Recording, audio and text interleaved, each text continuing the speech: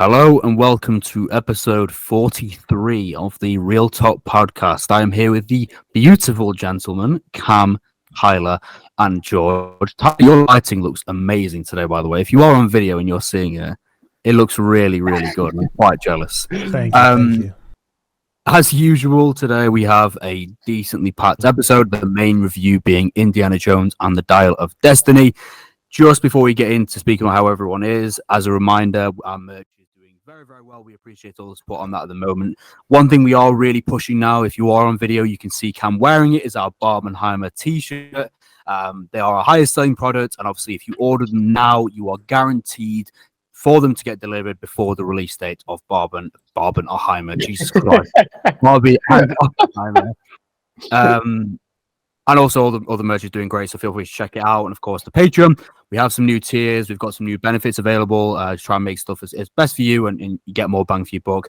And of course, rate us on Spotify, give us a like on YouTube, give us a sub, and all that good stuff as well.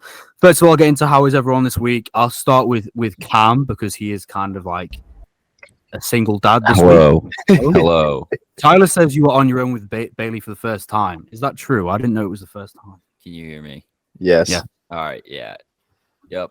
First weekend alone. Like normally, so we live pretty close to our parents. So normally I'll to record on the weekend. If Emma's gone, I'll take him to my parents and then they can watch him. But no, this week he's sitting right in front of me. We're watching a little bit of, if you're a parent, you may know Miss Rachel. She's a YouTuber. She's got like 5 million subscribers and she's a dog. She's an absolute dog because she just sings in front of her screen and keeps kids entertained for years. It's incredible. So shout out her. So yeah, he's just staring at the TV right now. So we got a bit of time. Is dog a positive there? Because if someone from the UK is listening to that would be like, why have you just said that about her? No, dog is good. Positive. Dog's good. If you call a woman a dog EAWG. here, that's not a good thing at all. That's really, really I've watched enough Love Island UK to know that's like a horrible insult to call a woman. That's such a horrible thing to say about someone. Yeah, it's crazy. She's a good person here. Oh, we're on the move right now. So I don't know. I might be in and out, whatever. But I don't know if I told you guys I'm moving this weekend, so kind of bland background. I think I may have forgotten that, but yeah, moving this weekend. A big thing that you haven't mentioned. No. You told us you found another place. You just never told us when you were moving. Oh yeah. So we have to be out by Friday. So not technically this weekend per se. And with Emma gone, it may be a big struggle bus for me.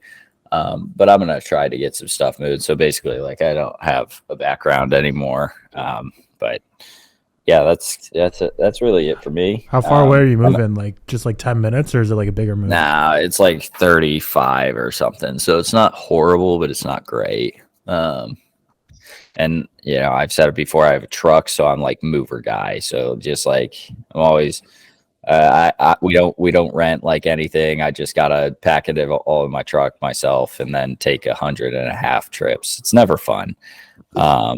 But shout out Emma. She's at Taylor Swift right now. She loves Taylor Swift. It's probably the happiest she's ever been. So she's very much a Swiftie. So shout out her. Where is Taylor Swift right now? She's not in Indianapolis, is she? No, it's Cincinnati. Hey, bud.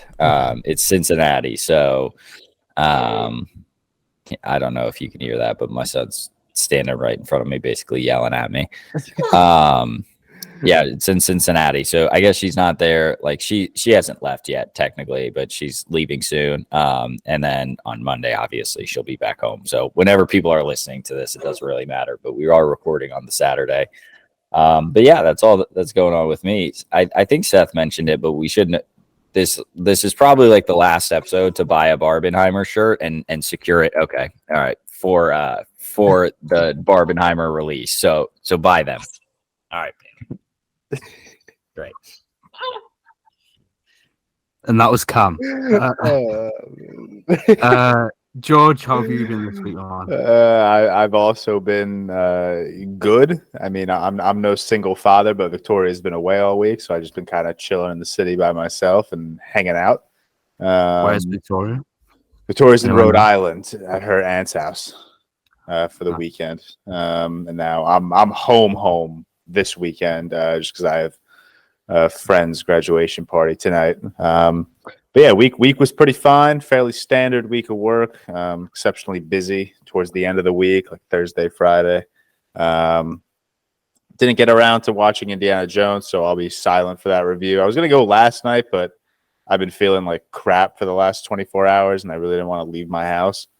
But yeah, pretty solid week, and not much of an update from me. Fair enough. Tyler, how's everything going this week, my friend?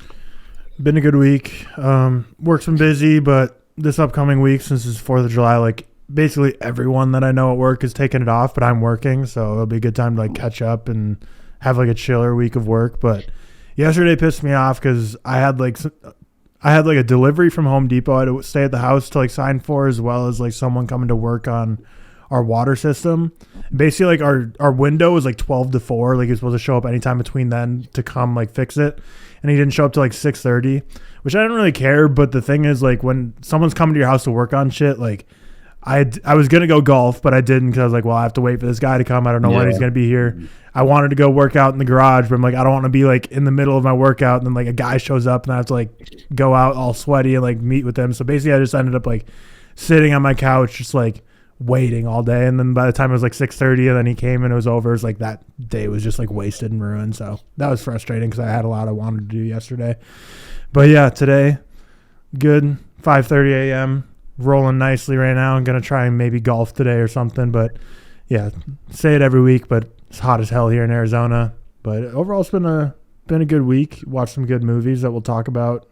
Well, the movies we're reviewing on the main episode weren't good in my opinion, but the movies that we'll talk about. That's a spoiler. I think everyone knows by now what our thoughts are. But when we talk about what we've been watching this week, some good movies. But yeah, should be a good little week ahead. And so 4th of July is tomorrow for people in America. So if you're listening to this, hopefully you have a safe Tomorrow. Yeah, because he's talking about time of recording, and time of. So it's uploaded on Monday. 4th of July is Tuesday. Right. That was very natural. Even I was confused. Yeah, I was so confused. I was like, wait a second. Come on, you gotta be professional podcasters at this point. That's people listen to this, I hope you have a safe holiday. You know, it's a time where a lot of people either do like fireworks or go boating or drink. So, stay safe, be with loved ones, don't be stupid.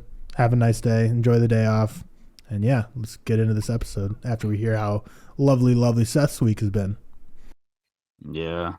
Pretty good week. I mentioned to you guys I went to do another shoot with Ladby, which went really well. Which was basically on like John Wick, not John Wick films, but him as an action hero. Comparing him to the action heroes, stuff like that. That was cool. I was a lot more comfortable this time. It was a lot easier. I actually had a teleprompter this time as well. So I literally had to, I did ad lib and I changed things up, but I literally had to like just follow a teleprompter, which is so much easier than like having to memorize everything, which is what I had to do last time. So that went really well. This week, kind of back into regime with the gym again because my injury back's healed up, which is great. Feeling better, feeling healthier. And yeah, pretty standard work week. Apart from that, not really too much to mention. But with that being said, we can go on to our first review of the week. So this is Indiana Jones and Dial of Destiny, the 5th film in the Indiana Jones franchise. George, like you said, was ill yesterday, so we didn't get a chance to watch it. Me, Tyler, and Cam watched it. Yeah, you did. Me, Tyler, and Cam watched it, so we'll give our thoughts. We're all kind of around the same, but I'm going to start with the lowest of us and then kind of go up from there, Tyler being the lowest. But before we go into that, I'll just give a brief synopsis. It's very much standard Indiana Jones plot. So, finding himself in a new era, approaching retirement, Indy wrestles with fitting into a world that seems to have outgrown him. But as the tentacles of an all-too-familiar evil return in the form of an old rival, Indy must don his hat and pick up his whip once more to make sure an ancient and powerful artifact doesn't fall into the wrong hands. So, as I say, very, very typical Indiana Jones narrative. Tyler, we'll start with you because you were the lowest. Not that any of us were particularly high, but obviously you were the lowest anyway. Do you want to give us your brief, thoughts on it? Yeah, so I gave it a 3.4 out of 10 for 1.5 stars. And this is a really interesting movie in terms of the reactions I'm seeing, because I see a lot of people on Twitter, both, film talkers and just like general critics alike, saying that they really enjoyed it, whereas a lot of people also saying they really didn't. But on my review, like when I gave it a 1.5 stars, I got like 16 comments. Like pretty much everyone's like, yeah, this film stunk. Like totally agree. Like, no one really had an issue with it, which is surprising to me because I've seen so many people vocally be like, I really like this movie. But then, like, so normally I would get to, the naturally, like, if you rate a movie low on Letterboxd, you're going to get some comments being like, oh, come on, no, this movie is good. So surprised I didn't get much backlash, but I have seen a lot of people like it. My theater did give a round of applause when it ended. So people generally are liking this movie. So if you do like it. A round of applause? Yeah, I think a lot of it was like probably like a lot of Indiana Jones fans. That's just like, because I mean, this isn't a spoiler. Everyone knows this is a send off for him. Like, this is the final Indiana Jones movie for Harrison Ford, at least. Like I said, my Letterboxd review, I guarantee they're going to reboot this shit within the next 10 years. It's just the way things go. But speaking of that, the shining light of this movie to me was Phoebe Waller-Bridge. So if they do reboot it with her and have like a female Indiana Jones as her, I wouldn't mind that. I thought she was really, really good in this movie. Took me a while to like buy into her, I guess, because. So Indiana Jones is a very formulaic way of treating their female leads in their movies, and even though this is Mangold instead of Spielberg, when she started in the movie, she kind of fell into that same trap where I thought she might be a little one-dimensional and not that exciting compared to Harrison Ford, because I feel like Steven Spielberg would always focus most of his writing depth on like the men in his movies as opposed to women. But Phoebe Waller-Bridge I actually really enjoyed. Didn't enjoy the kid because I feel like I literally feel like James Mangold literally was like, let's try and make a new short round. Like I didn't feel like he put the kid in good faith. I feel like he was just like, this worked in Temple of Doom. Let's try and get that magic again. Just didn't really work. And I don't know. So one thing I've noticed that I'm really, really sensitive to, I've known this for a while, is like when mouth movement and voices don't sync up. So much. And I noticed it like, honestly, like 90% of movies it happens, especially when like there's a conversation between two people and they're filming from like the back of one person, and when the person with the back shown to the camera is talking, like it almost never matches up. But with the generated AI with Indiana Jones, like the first scene, like it just looked weird with his mouth like mumbling with the voice coming out, because it like wasn't his face, but they used his voice, and it just felt very like uncanny to me.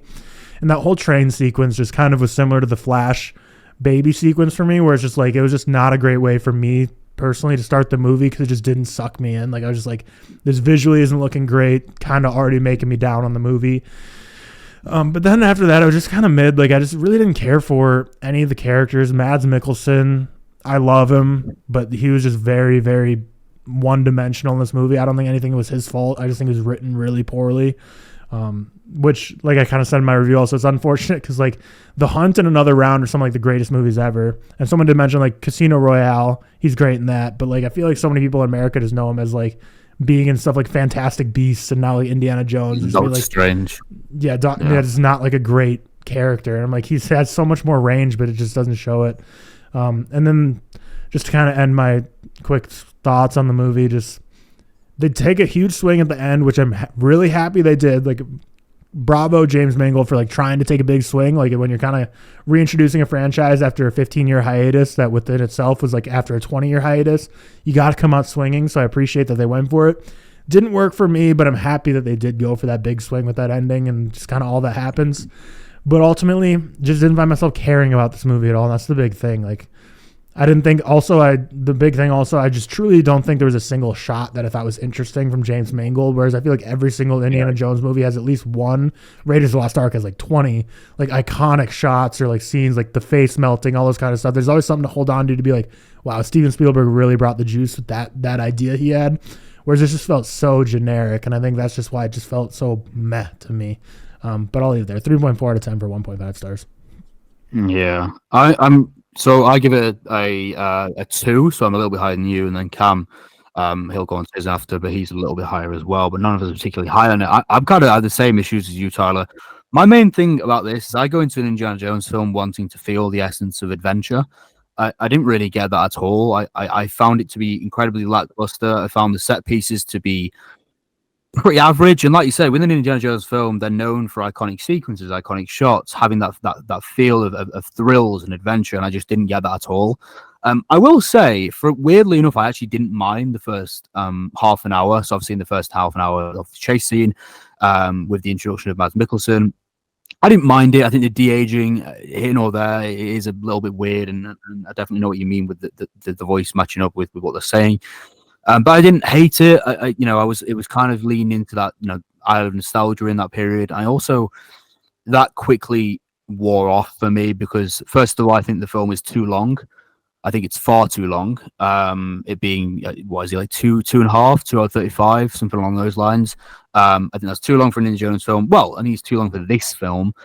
I think it's a very drab and boring storyline. It's very cliche, which is kind of what you expect, but nothing really excited me at any point. And I do appreciate the big swing, which we'll go on to at the end, but it didn't really work for me, but I appreciated Mangold actually trying to do something different. I actually didn't love Phoebe Waller-Bridge's character, to be honest. I like her as an actor. I think she's really good. I didn't like her writing. I don't think she was that funny. I don't think the film was that funny. Harrison Ford was having fun, and I think she was as well, which is always a good thing to see.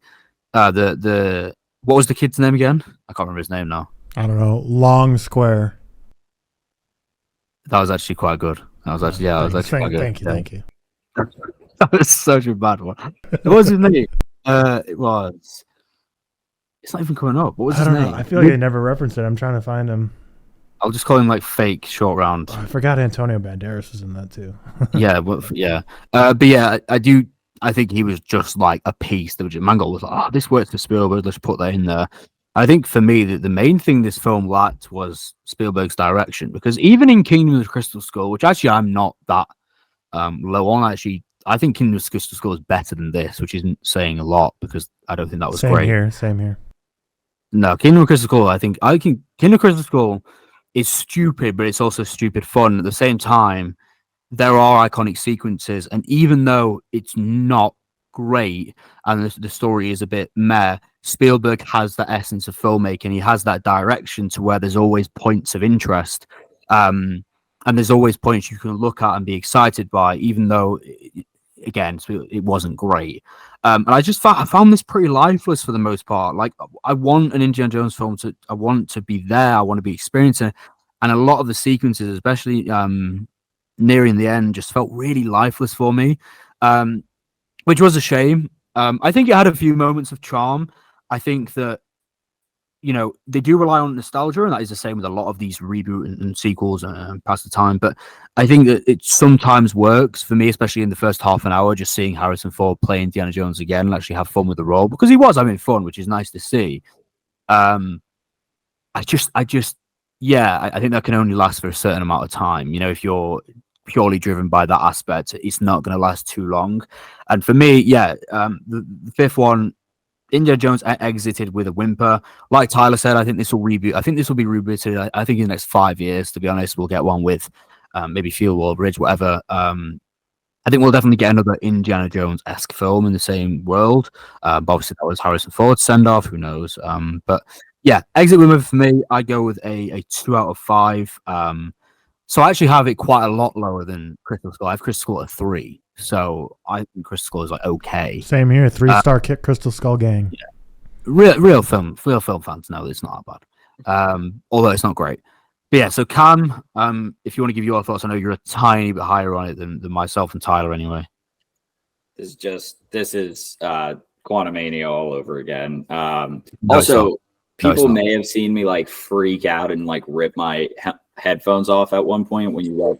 Okay, thank you, baby.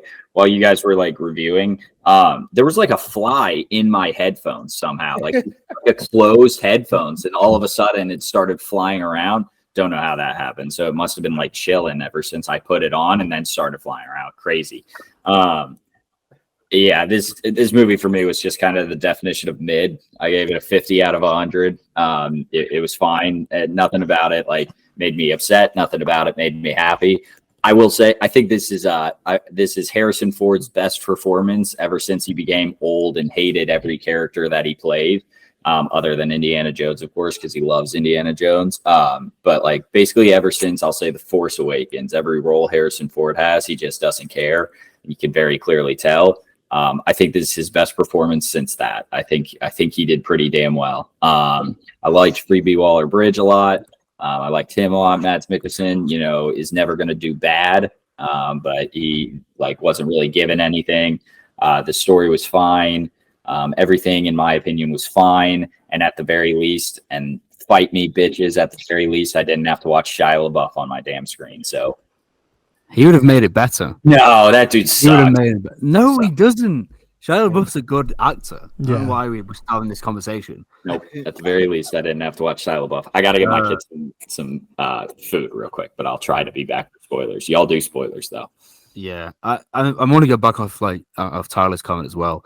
Mads Mikkelsen, Tyler. Like I see I see articles of Mads Mikkelsen, and it's like people do reference him with just being a franchise villain a lot. And it's kind of annoying because he does tend to get these villainous roles where they're so one-dimensional.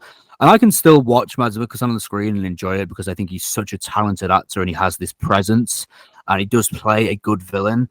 So I did think he was okay in this, but that's purely because of him and not because of the way the villain was wrote. Because, like you said, it was so one-dimensional. And for me, another issue with this film is it just felt like the same thing.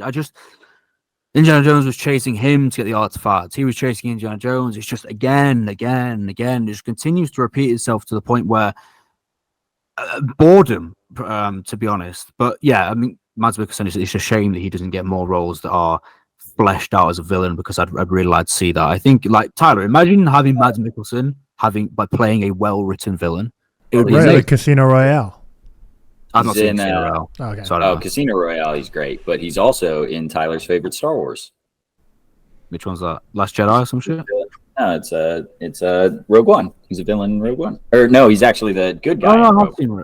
He's the good guy in Rogue One for the first time ever. But yeah. Well, he was least forgettable because I don't remember that. God, you can't remember your favorite Star Wars? He's Jyn Erso's father. Wait, is he a villain in the Fantastic Beasts film? Yes, he's Dumbledore. Wait, well, right? He's not a villain. He's just in the Fantastic Beasts films. What is he in?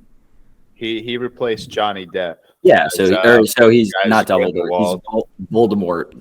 Grindelwald. Gay Wizard Hitler, basically. Okay, yeah, I haven't seen it. I think Red Letter Media calls him Gay Wizard Hitler. That's crazy. That's a crazy thing to say. That's basically what he is. I mean, we're going to spoilers. Like, I think with this film, up until a certain part, you know, you realistically can predict most of what's going to happen, but he does take a big swing at the end. Tyler, I want to know kind of what's the big swing? Am I stupid? I thought it was a fine ending. What's the big swing? Time traveling.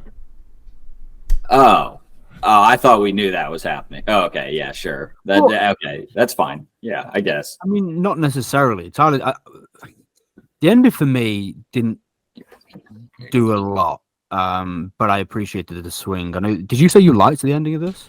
No, I liked that they took the like when they were like flying into the worm. It's freaking sheep over there.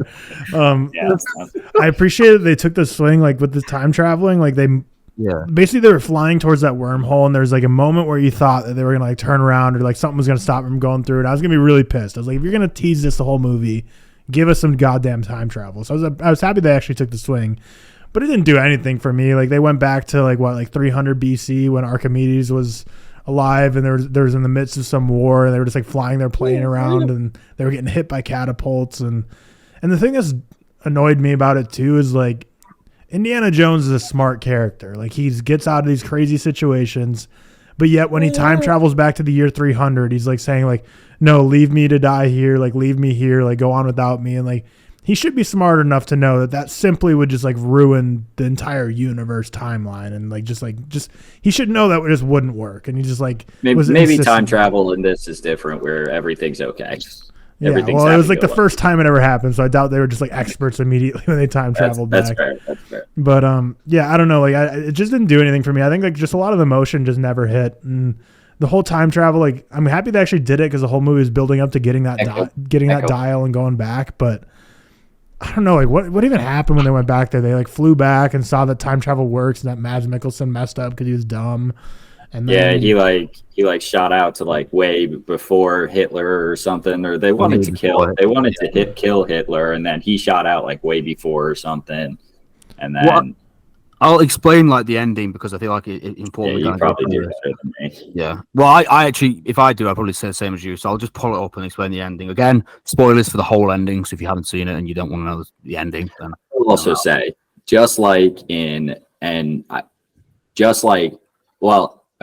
So it's a callback and it's fan service and all that. But every time the Indiana Jones theme hits, it hits, and it hits hard. Doesn't matter what it is. I think every time it plays, it hits hard. Well, I actually was going to ask you about that. I completely forgot. So before I go on to the ending, obviously John Williams did this score again. Yeah. I've had a few conversations with people who didn't really feel that at points. Crazy. No, I'll be honest. I'm the same. Really? Crazy. Yeah. But at the same time, I just think that the film really took me out of the Indiana Jones feel. So to the point where the soundtrack and the theme didn't really have an impact on me because I just was so disinterested and bored, to be honest. Okay. Tyler, what did you think about the theme? Yeah, I didn't think it was anything better than any other movie. I thought it was just, it felt very similar to me to the Fantastic Beasts, the final one, where they would just play the Harry Potter theme every 15 minutes to be like, hey guys, remember, like this movie stinks, but remember there's a Harry Potter, so we're gonna trick your mind to think this is good. That universe has given up in like trying to act like it's anything other than Harry Potter, whereas Indiana Jones, I think, is still Indiana Jones. But I feel like in the first couple Fantastic Beasts, they were like, hey, we're Harry Potter, but we're doing our own thing. And then the third movie was like, no, guys, we also have Dumbledore and we're Harry Potter again. So everyone come to this movie and it stinks. Yeah, but I think I'm in between Cam and Seth. I didn't think the theme hit ever. I was never like, oh yeah, this theme rocks. But I mean, like I don't know about the score. I don't know about the score in general. I'm just saying, like the da da da da da da. Every time it played, I was like, bah! It's like the Rocky music. Just it's like it's corny as hell, but every time you hear that or whatever the fucking Rocky music is, I get what you're saying. I just get. I know what you mean. It just. I think I love the Indiana Jones theme. I think the reason I wasn't impacted by it is because I was so disinterested in the film itself. Because if you're that disinterested and you're that bored and they're just kind of throwing that in again, like Tyler said, realistically, to remind you, this is an Indiana Jones film. You know, you used to love these films, whatever. And it just gets to the point where it becomes kind of redundant for me. But I'll go over the ending. We'll explain the ending. So Indy and Helena managed to make it to the second half of the Dial first, buried with Archimedes at the ear of Dionysus. Dionysus? That sounds right. Yeah, in Sicily, when they uncover his skeleton, Archimedes is holding a watch, which obviously went around his time. Before they can question that further, Voller, Mads Mikkelsen's character, arrives and Indy gives him the other half of the dial after Voller threatens Helena. Indy gets shot when Helen's ally Teddy, that's his name, Teddy, short round 2.0, Teddy. He arrives and tries to get the dial back before Voller and the Nazis leave with Indy. Helena and Teddy follow them to the airport where Voller intends to use the dial to travel back in time to August 20th, 1939 to kill Hitler and take over the Nazis, so very similar to what we've seen before, and rewriting every mistake he feels that Hitler made, which led them to losing the war. But Helena manages to sneak onto the plane while Teddy steals another plane to follow. I will say that, like, it did take a big swing, but at the same time, didn't you guys, like, predict that from the start? That was Mads Mikkelsen's plan when he was speaking about how the war ended and stuff like that.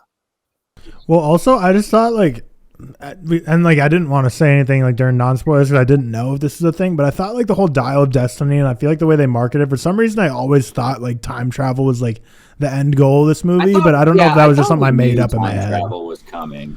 Yeah, I don't know if they ever officially said it. I just felt like the Dial of Destiny for some reason I think I just made it up in my mind. I was like, oh, time travel's happening in this, so that's why but I think it was like a surprise to some people, I guess, that they actually did it. Like I know Kingdom of the Crystal Skull with aliens was a big swing. Like all the Indiana Jones like are fantastical and do crazy stuff, but Kingdom of the Crystal Skull was the first one to really be like, okay, we're going like super bonkers with like aliens. So I think with that happening with Dial of Destiny, they're like not that surprised, but I don't know. I just think it's like Mads Mikkelsen's character is just kind of an interest because we've seen so many movies with Nazis, and it's just an interesting take on the Nazis to be like Hitler was so stupid. Yeah. I know every mistake he made. I'm so much smarter than him. I'm gonna go back and be better than Hitler. And I'm just like, I think that was like a very funny part of the movie where the one constant, like you'll never get backlash if you make your villain a Nazi because everyone hates Nazis, right?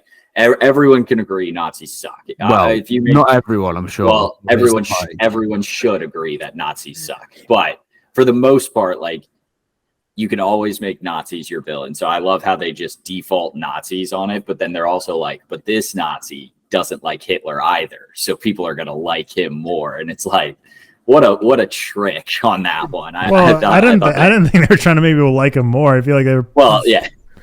I think he was just doing it because I don't think he'd do anything that different anywhere. Like you can tell, when he's in like the hotel or whatever he's in, and that guy speaking to him who's like brought him dinner, and then he's talking about how they lost the war and how he wants to go back and yada yada yada. I don't even think it was like he didn't like Hitler. I just think it was a case that they lost the war and he hates that they lost the war to the Western world. So the point is that he was just trying to go back and do things slightly differently, but still be a Hitler-like figure in order to win the war. I don't know if they were trying to like almost maybe not like him. I was just saying, like, it's funny that he was like, I'm anti-Hitler too.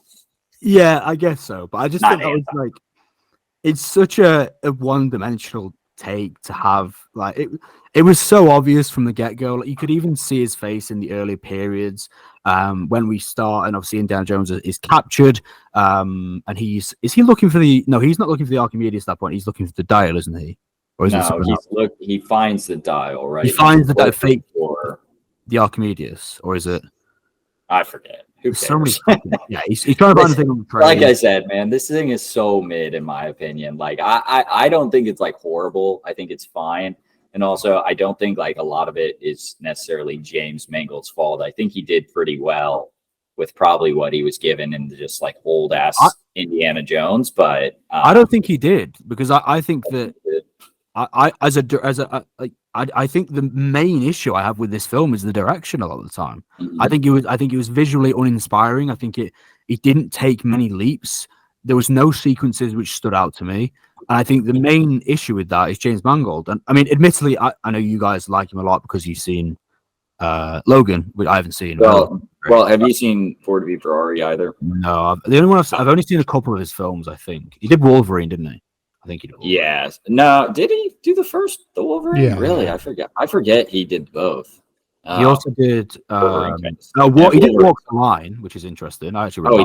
He did 310 to Yuma. God, this guy's great. Fuck yeah. Recently my search engine has been Yahoo. Can't figure out how to get it to go back to Google, and I'm really starting to get pissed off because Yahoo sucks. Yahoo search engine like 15 years. It sucks. It's so bad. Yahoo, this is why you're canceled, or you should be. But yeah, I think personally, my main issue was James Mangold's direction. What's y'all's opinion on The Greatest Showman? I haven't seen it, which is shocking for me. Super average. Was that the one with the thing with great music? Hugh Jackman. People love that movie and gloss over the fact that what's his name, Hugh Jackman. Who does he play? P.T. Barnum, really shitty person. Love that movie? Just like people really like that movie. P.T. Like, Barnum just found a bunch of people that had like defects or had like something weird about them, and it's like, yeah, I'm gonna make money off you. Like, weird person, bad guy.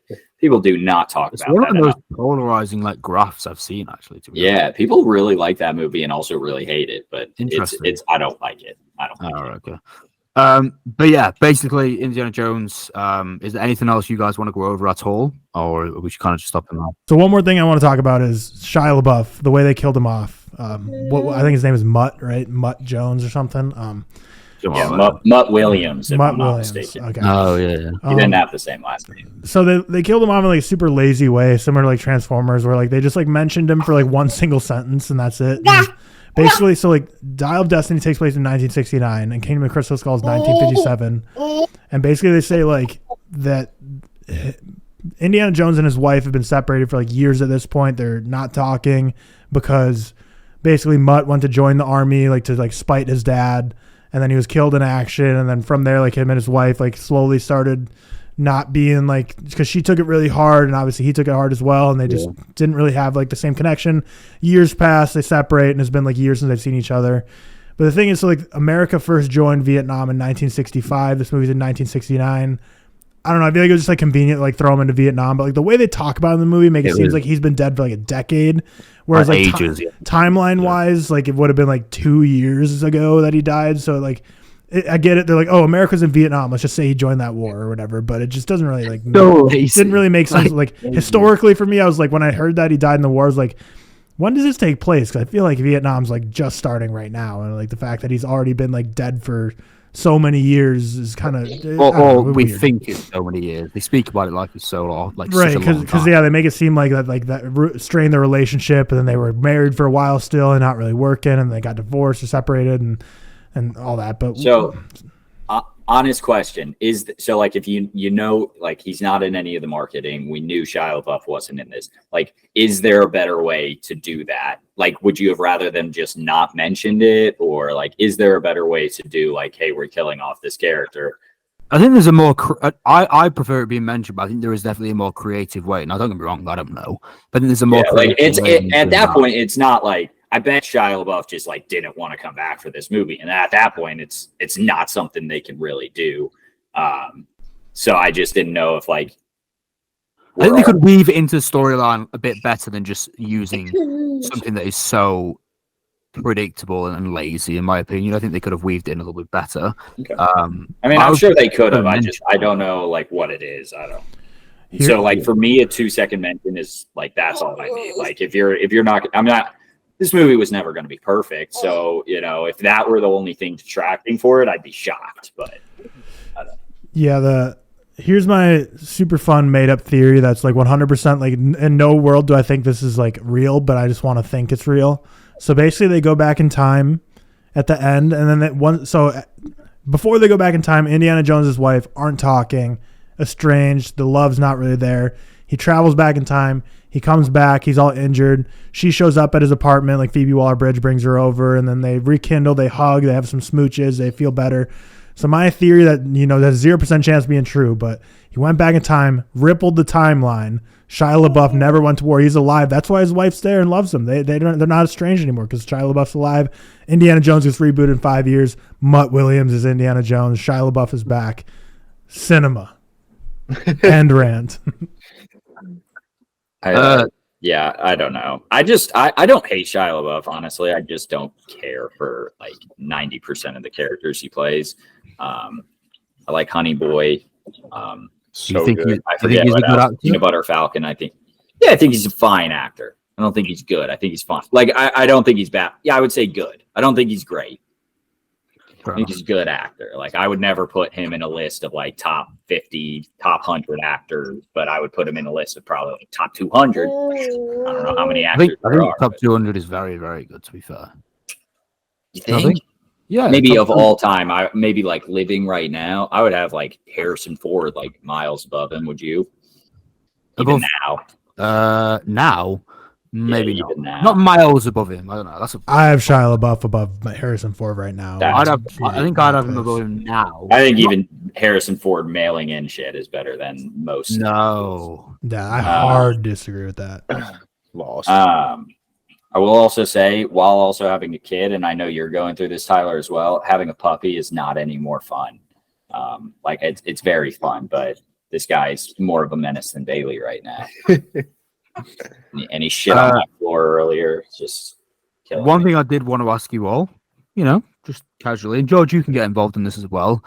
I would like you to give me your Indiana Jones rankings so everyone can know our individual rankings for the 5, or in George's case, 4 films. Cam, you go first. So 4, 5, 2, 1, 2, 3, 1.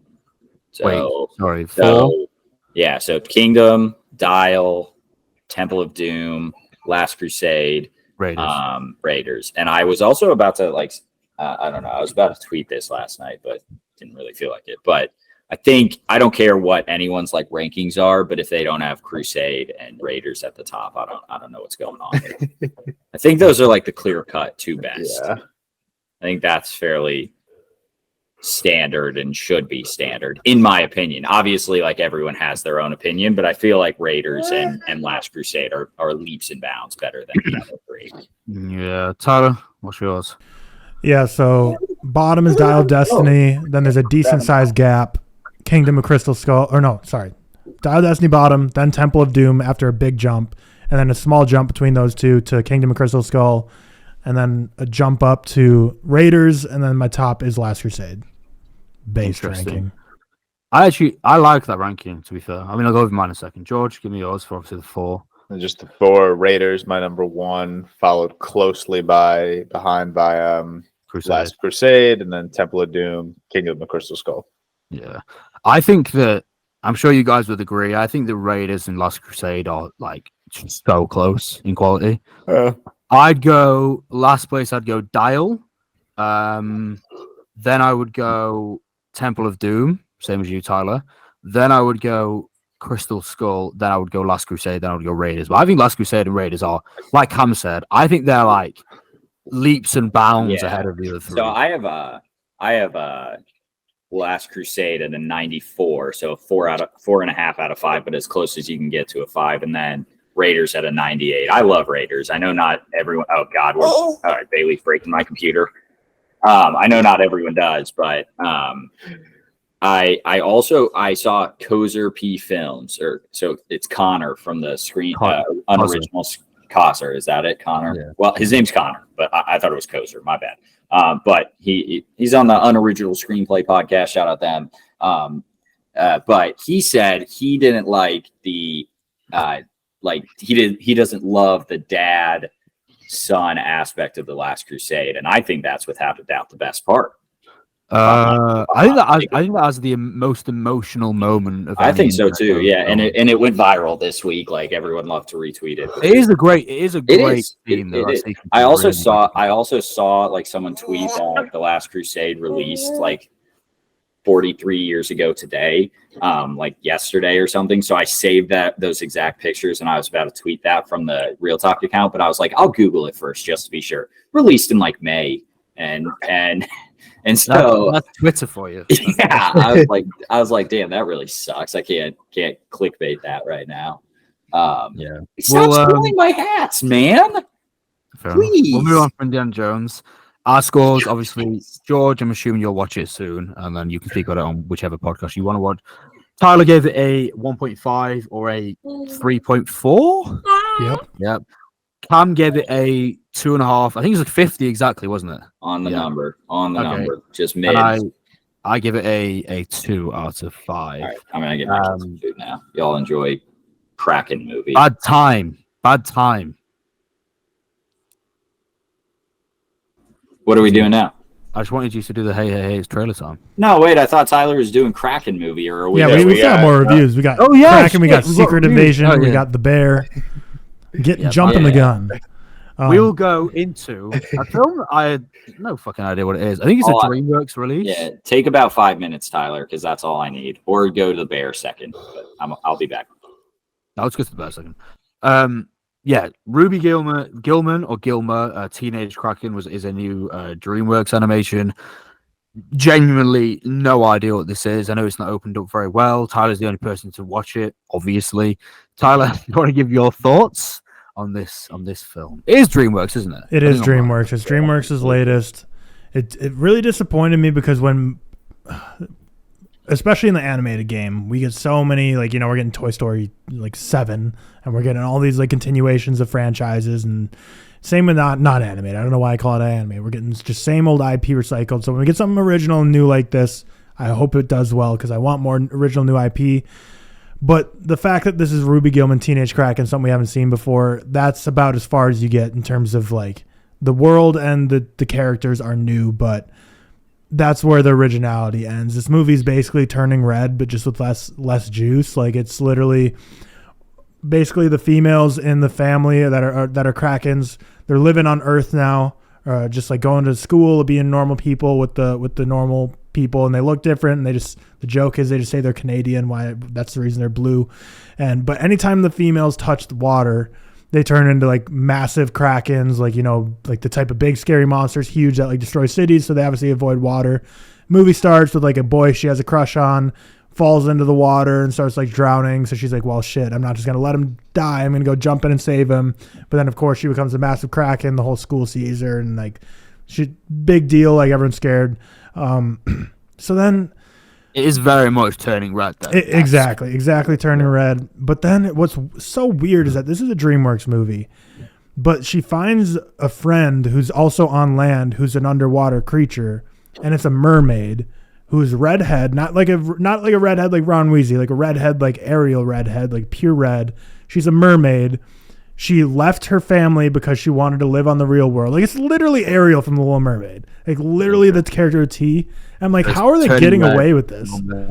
Yeah, like it's Turning Red and the Little Mermaid mix. So they just like took two Disney IP and merged them together.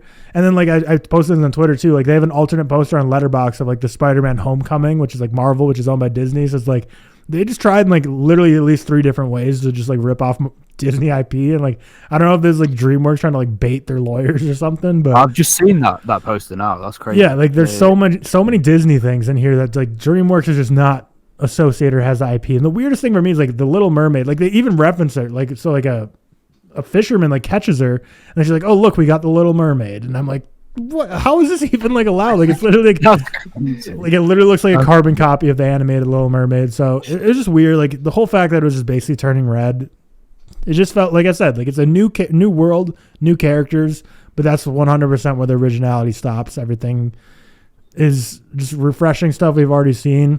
Straw Hat Goofy's in it, and like the final like 2 seconds as a gym teacher, and he gets hit in the head by a dodgeball. Doesn't have a single word. I don't even think he says like "dough" or like "ouch" or anything. How like would that even work then? Like if you don't say a word in voice acting. I don't know. I'm sure it was probably one of those things that like he recorded lines for, but then when the final cut came, like it didn't give anything. It didn't give any credence because. And maybe I missed it because like he's a very minor character, but all I saw was him getting hit in the head by a dodgeball and like maybe saying "ouch" or something. But yeah, I mean it's the themes are there of like a classic animated story. It's all about like it's the same as Turning Red, like embracing who you are, embracing your culture, like not being afraid of it and shy away from your culture, but instead embracing it and being proud of it. And yeah, it just doesn't bring anything new to the table. I gave it a 2.6 out of 10 for 1.5 stars. I was definitely disappointed by it. And it was also weird animation too, because like there's many moments in the movie where the animated sequences were jaw-dropping, awesome, very cool stuff. And then there'd be like the final battle scene where the animation all of a sudden looks like a PS2 graphics, awful. So it just felt very uneven and unbalanced, and it almost seemed like they like were making this movie and were deep into it and realized it wasn't going to be anything special. So then they just kind of like cut way back on the budget and just were like, okay, just wrap it up and finish it so we can put it out. But yeah, nothing more needs to be said about it. It's just not very great. And it's also disappointing because wasn't DreamWorks' last film, Puss in Boots: The Last Wish? So like they were coming off a very high. So the fact that it all of a sudden became generic and the villains sucked when like Death was such an incredible villain. Yeah, it just kind of stunk. But it was the first time I ever saw the new DreamWorks intro in theaters and didn't care for that. Like I think we talked about that a few months ago when it all went over Twitter where it's like the guy on the moon like surfing around the world and going through all the different DreamWorks IPs and stuff, and yeah. Whatever. Was it quite like a low budget? Because I've not seen much, if any, marketing about this at all. To be honest, honestly, I never heard of this movie until Straw Hat posted his video saying he was in it. So I was like, oh, I'll put it on my radar. And it's DreamWorks. So I'm like, eventually, I want to see all the DreamWorks. So the budget was $70 million, which it's like high, but I mean, like so animation is not crazy, right? Like, it's not. It's honestly pretty low for. It's probably the lowest theater released animation budget that we've seen in a long time, just because everything. Puss in Boots: The Last Wish was 90, so that's actually not that much higher. To be honest, it would be higher than that. Actually, that's interesting. But yeah, not. But good. Yeah, so what was that? 1.5? Did you say? Yep, 2.6 out of 10 for 1.5 stars. 2.6 out of 10. Okay, that currently has like a 2.8 on Letterboxd as well in terms of average ratings, and not great. George, I'll pass it over to you now because this has been all over my Twitter at the moment. The Bear season 2. Is it all of the seasons been released, or is it like 2 episodes? The whole thing. Oh, do they do the whole thing? Whole entire season's released, and it should be all over your Twitter because it's the best show out there right now. I killed this season in one day. Obviously, I've been excited for this. Are they short episodes, or is it like 50 minutes? Season 1, they're fairly short. Season 2, they're like. What short? Like a lot of them are a half hour. One of them's an hour and 20 minutes. Two of them are like 50 minutes. So they're all over the place. What's it on? Is it HBO? It's not HBO, is it? Hulu.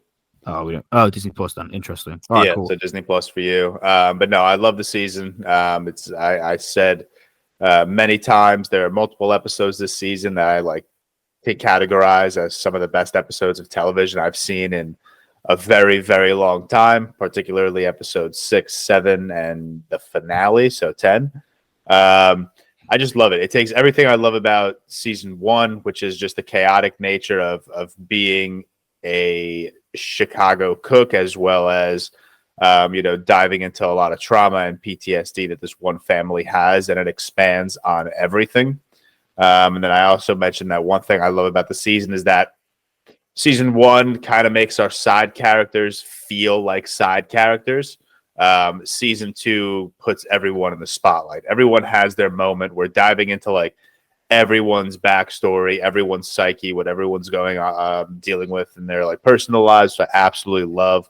And that sounds like it could be something that can get overwhelming just because there's a lot of characters, but this show is written so well that it just balances everything beautifully.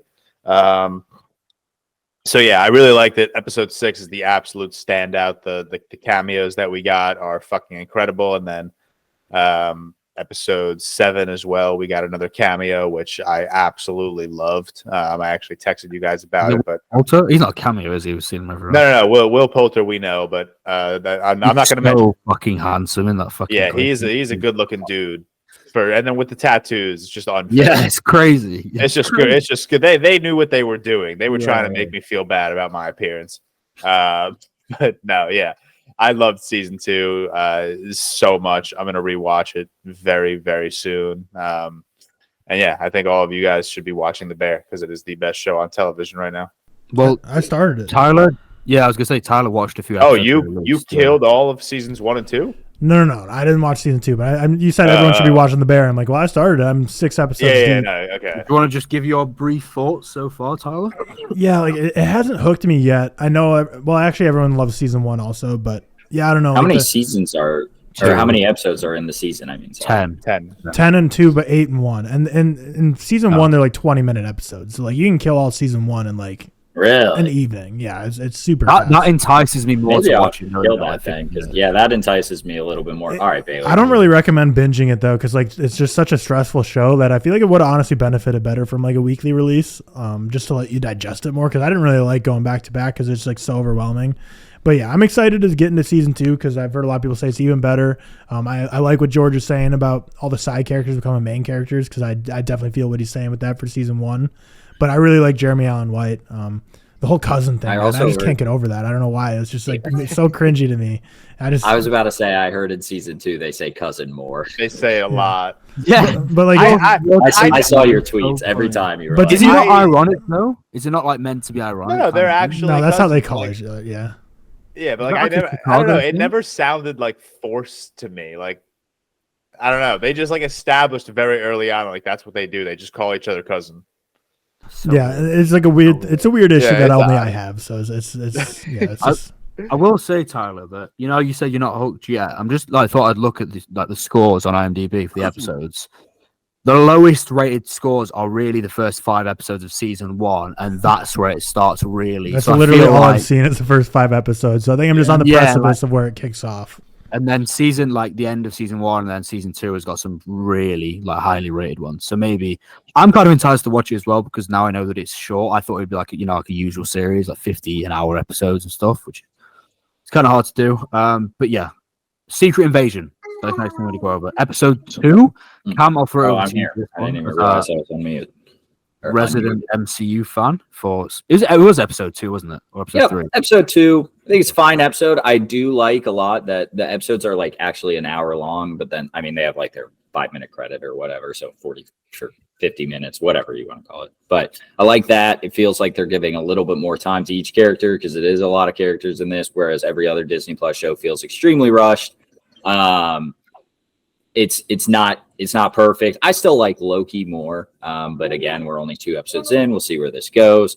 But it's very different from like MCU that we're in right now, and that I can appreciate at least a little bit. There's like no jokes really. Olivia Colman's great, actually, Seth. Like I really like Olivia Colman's character. She's just she's like the only one that's kind of allowed to have fun and just kind of be silly with it, and she's very good. Is she like comedy acting in it? Not comedy acting, but like, all right, so spoilers for episode 2, but it's not really spoilers. But basically, hi, bud. Basically, she's like torturing someone, but she's like just being whimsical with it, kind of like Jason Momoa in Fast X, but a much better actor. And so like she's just kind of fun. Yeah, and it's like, I don't know. I saw a tweet the other day. Like she cuts off someone's finger, and I saw a tweet the other day that was like, "This is on a Disney Plus show, by the way." And I'm like, all right, that's not that like it's not that crazy for like what movies get these days. But everyone's gonna. Is it actually graphic for MCU? Like genuinely I graphic? mean, like they actually like you see her cut off the finger. Like she cuts it off. It's not like graphic by any means, and you can also like the finger turns green immediately. All right, that's a spoiler. That's a spoiler. But so she's a thing then. Brilliant. No, not her. She's cutting off a finger. She's cutting, like someone else is. She's torturing someone else. Okay, yeah, cool. That's a spoiler, but I didn't say a name, so it's fine. As soon as you see her interrogating someone, you'll know. I don't know. I don't hate it. Is it the best written thing ever? No, probably not. Is it the best show ever? No, probably not. But is it much better than a lot of the other Disney Plus shows? Yeah, I think so. So I'm enjoying my time with it. I don't know if most people are. George, I don't even know if George watched episode 2. I was going to ask if George watched it. Yeah, I did. I didn't see like you say anything about it, even in our group chat. But normally, I feel like you'll at least text us and be like, "That was fine. That was shit." Yeah, no, I for all like the MCU shows, I in the past I like posted a review after every single episode. I always do first. Do you do that for She-Hulk? Yeah, I did it for every episode of every previous Disney Plus show, or at least most of them. But like, I don't know. That's not the content I want to post anymore. So I didn't post my review for episode 2. But yeah, I think it was. We never talked about episode 1, so I guess I'll start there. Yeah, episode 1 was fine. I think it's exactly what you expect from like a series premiere of a Disney Plus show. It just lays the foundation, establishes the characters, kind of builds the tone and kind of shows you what the show is about. And I did enjoy episode 1. I didn't think it was anything special. I don't think there was like I didn't think it was a standout premiere for Disney Plus shows, if I'm being honest. And maybe that's just me because I know a lot of people are praising episode 1. But maybe I don't know. I don't particularly like. I've seen both ends of it. I know some people didn't like episode 1. No. Like the thing is, like I liked episode 1. I just don't care about like Nick Fury and the Skrulls and Maria Hill. Interesting. Like as much as I care about like Wanda or Loki or something else. Like I just don't care about these characters as much as I'd like to. But again, I'm not knocking the show because of that. I think episode 1 was fine. Episode 2, again, fine. We're kind of falling into the typical MCU thing. I'm pretty sure there's only 6 episodes here, and episodes 1 and 2 have kind of like. Are they long? They're like an hour each, maybe a little less. Jesus Christ! Yeah. Okay. But yeah, I'm pretty sure they're the longest of any Disney Plus show. I thought all MCU shows are quite long. No, they're like they're always like 45 minutes, but again, they have like 7-minute. Like the credits and stuff. Because they have a graphic credit where they like show like behind the scenes pictures or whatever, or maybe like. Do they ever have post credit scenes in the final episode of a season? I feel like that's something the MCU would do. They do definitely, but not in everyone. Not in everyone, but they definitely do. Yeah, so like Moon Knight was Jake Lockie. Oh yeah. I don't think WandaVision did. Was Loki something? Loki, was him coming back to the timeline, and then Kang was like the leader of the TVA. So they definitely have. They definitely have. That's interesting you say that because I feel like, and maybe it's just because it's Samuel L. Jackson where I care about Nick Fury. It's very easily could just be because it's Samuel L. Jackson. And I have nothing against the character of like Nick Fury or Maria Hill or the Skrulls or whatever. And I don't know. I just like don't. I don't think the MCU has built up his character as anything other than the guy who brought the Avengers together particularly well.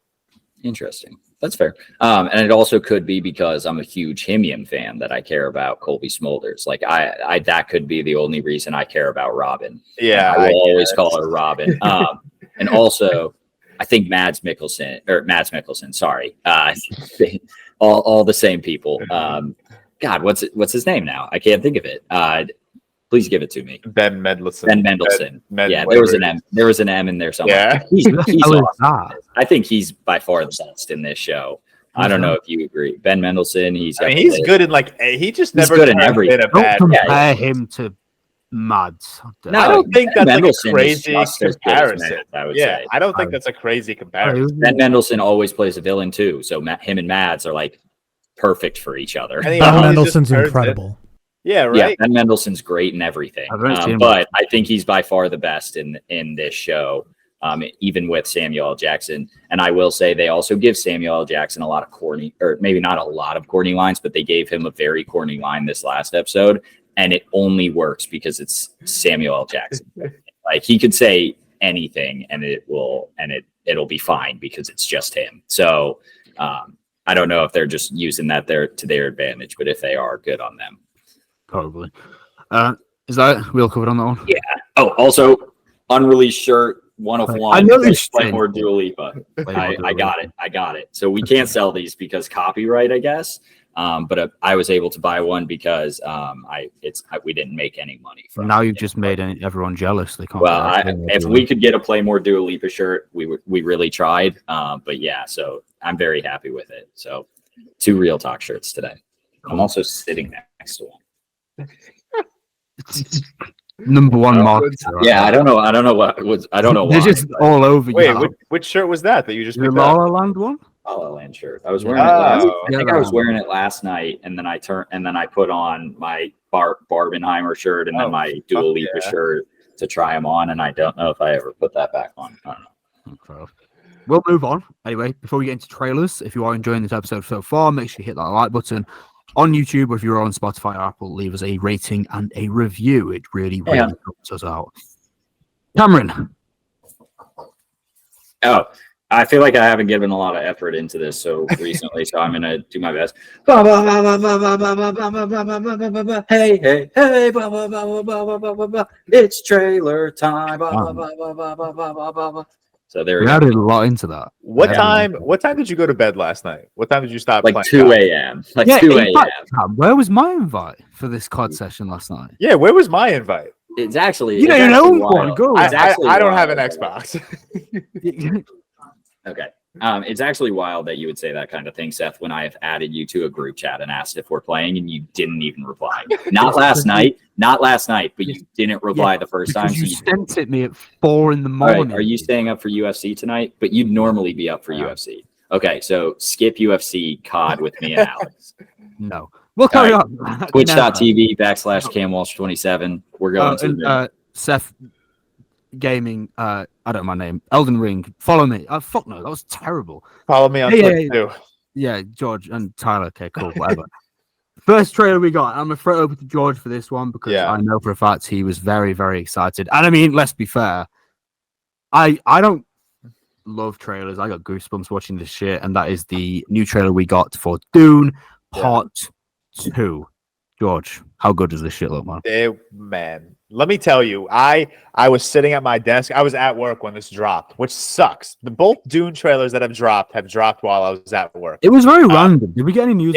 It was very random. Yeah. So the first day when the first trailer dropped, I knew it was dropping on that day. So I made sure to get to work early so that I can get an office so I can be by myself. Yeah. Right. So that I can record a trailer reaction when necessary. I didn't know this trailer was dropping, so I'm sitting at my desk. I'm scrolling Twitter at one point, and I just see someone tweet Dune 2 trailer, and I was like, "Oh!" At first, I was like, "This is a pretty dope-looking fan-made trailer. Like, well done." Like, because I did not think 2 trailers were going to drop that closely next to each other. Not even just like 2 teaser trailers. 2 full trailers. Yeah. So I got up from my desk, quickly sprinted to the nearest open conference room and watched it and recorded my trailer reaction. Man, that trailer, bro. When Timmy screams, "I am Paul Muad'Dib Atreides, Duke of Arrakis," I was like, God, I am erect right now. This is incredible. The one shot of everyone, the overhead shot of everyone, where heads. Timmy is walking. I was like, that's the Messiah right there, bro. Good be God. And then Greg Fraser, that man knows what he's doing behind the camera. It's unbelievable.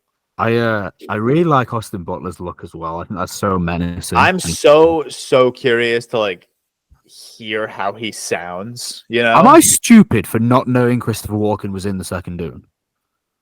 I mean, I wouldn't say stupid because I had no idea he was. That's been news since last summer. I had no idea he was going to be in there. I saw him in the trailer. I was Yeah, Shaddam the Fourth. Yeah, I mean, he plays a really interesting character. But yeah, Tyler, we'll pass this over to you because I know you mentioned this, and I kind of agree. It's a long trailer. This is like a 3-minute plus trailer. It shows a lot. We haven't got a runtime right now for the film, I don't believe. It's going to be. I over imagine 3 it will be hours. 3 hours plus. I complain about 3 hours plus a lot. I won't be complaining shit about this being 3 hours. That's fine. Make it 7 hours. No worries. However, the trailer was long, and Tyler, I know you mentioned this, didn't you, on Twitter or something?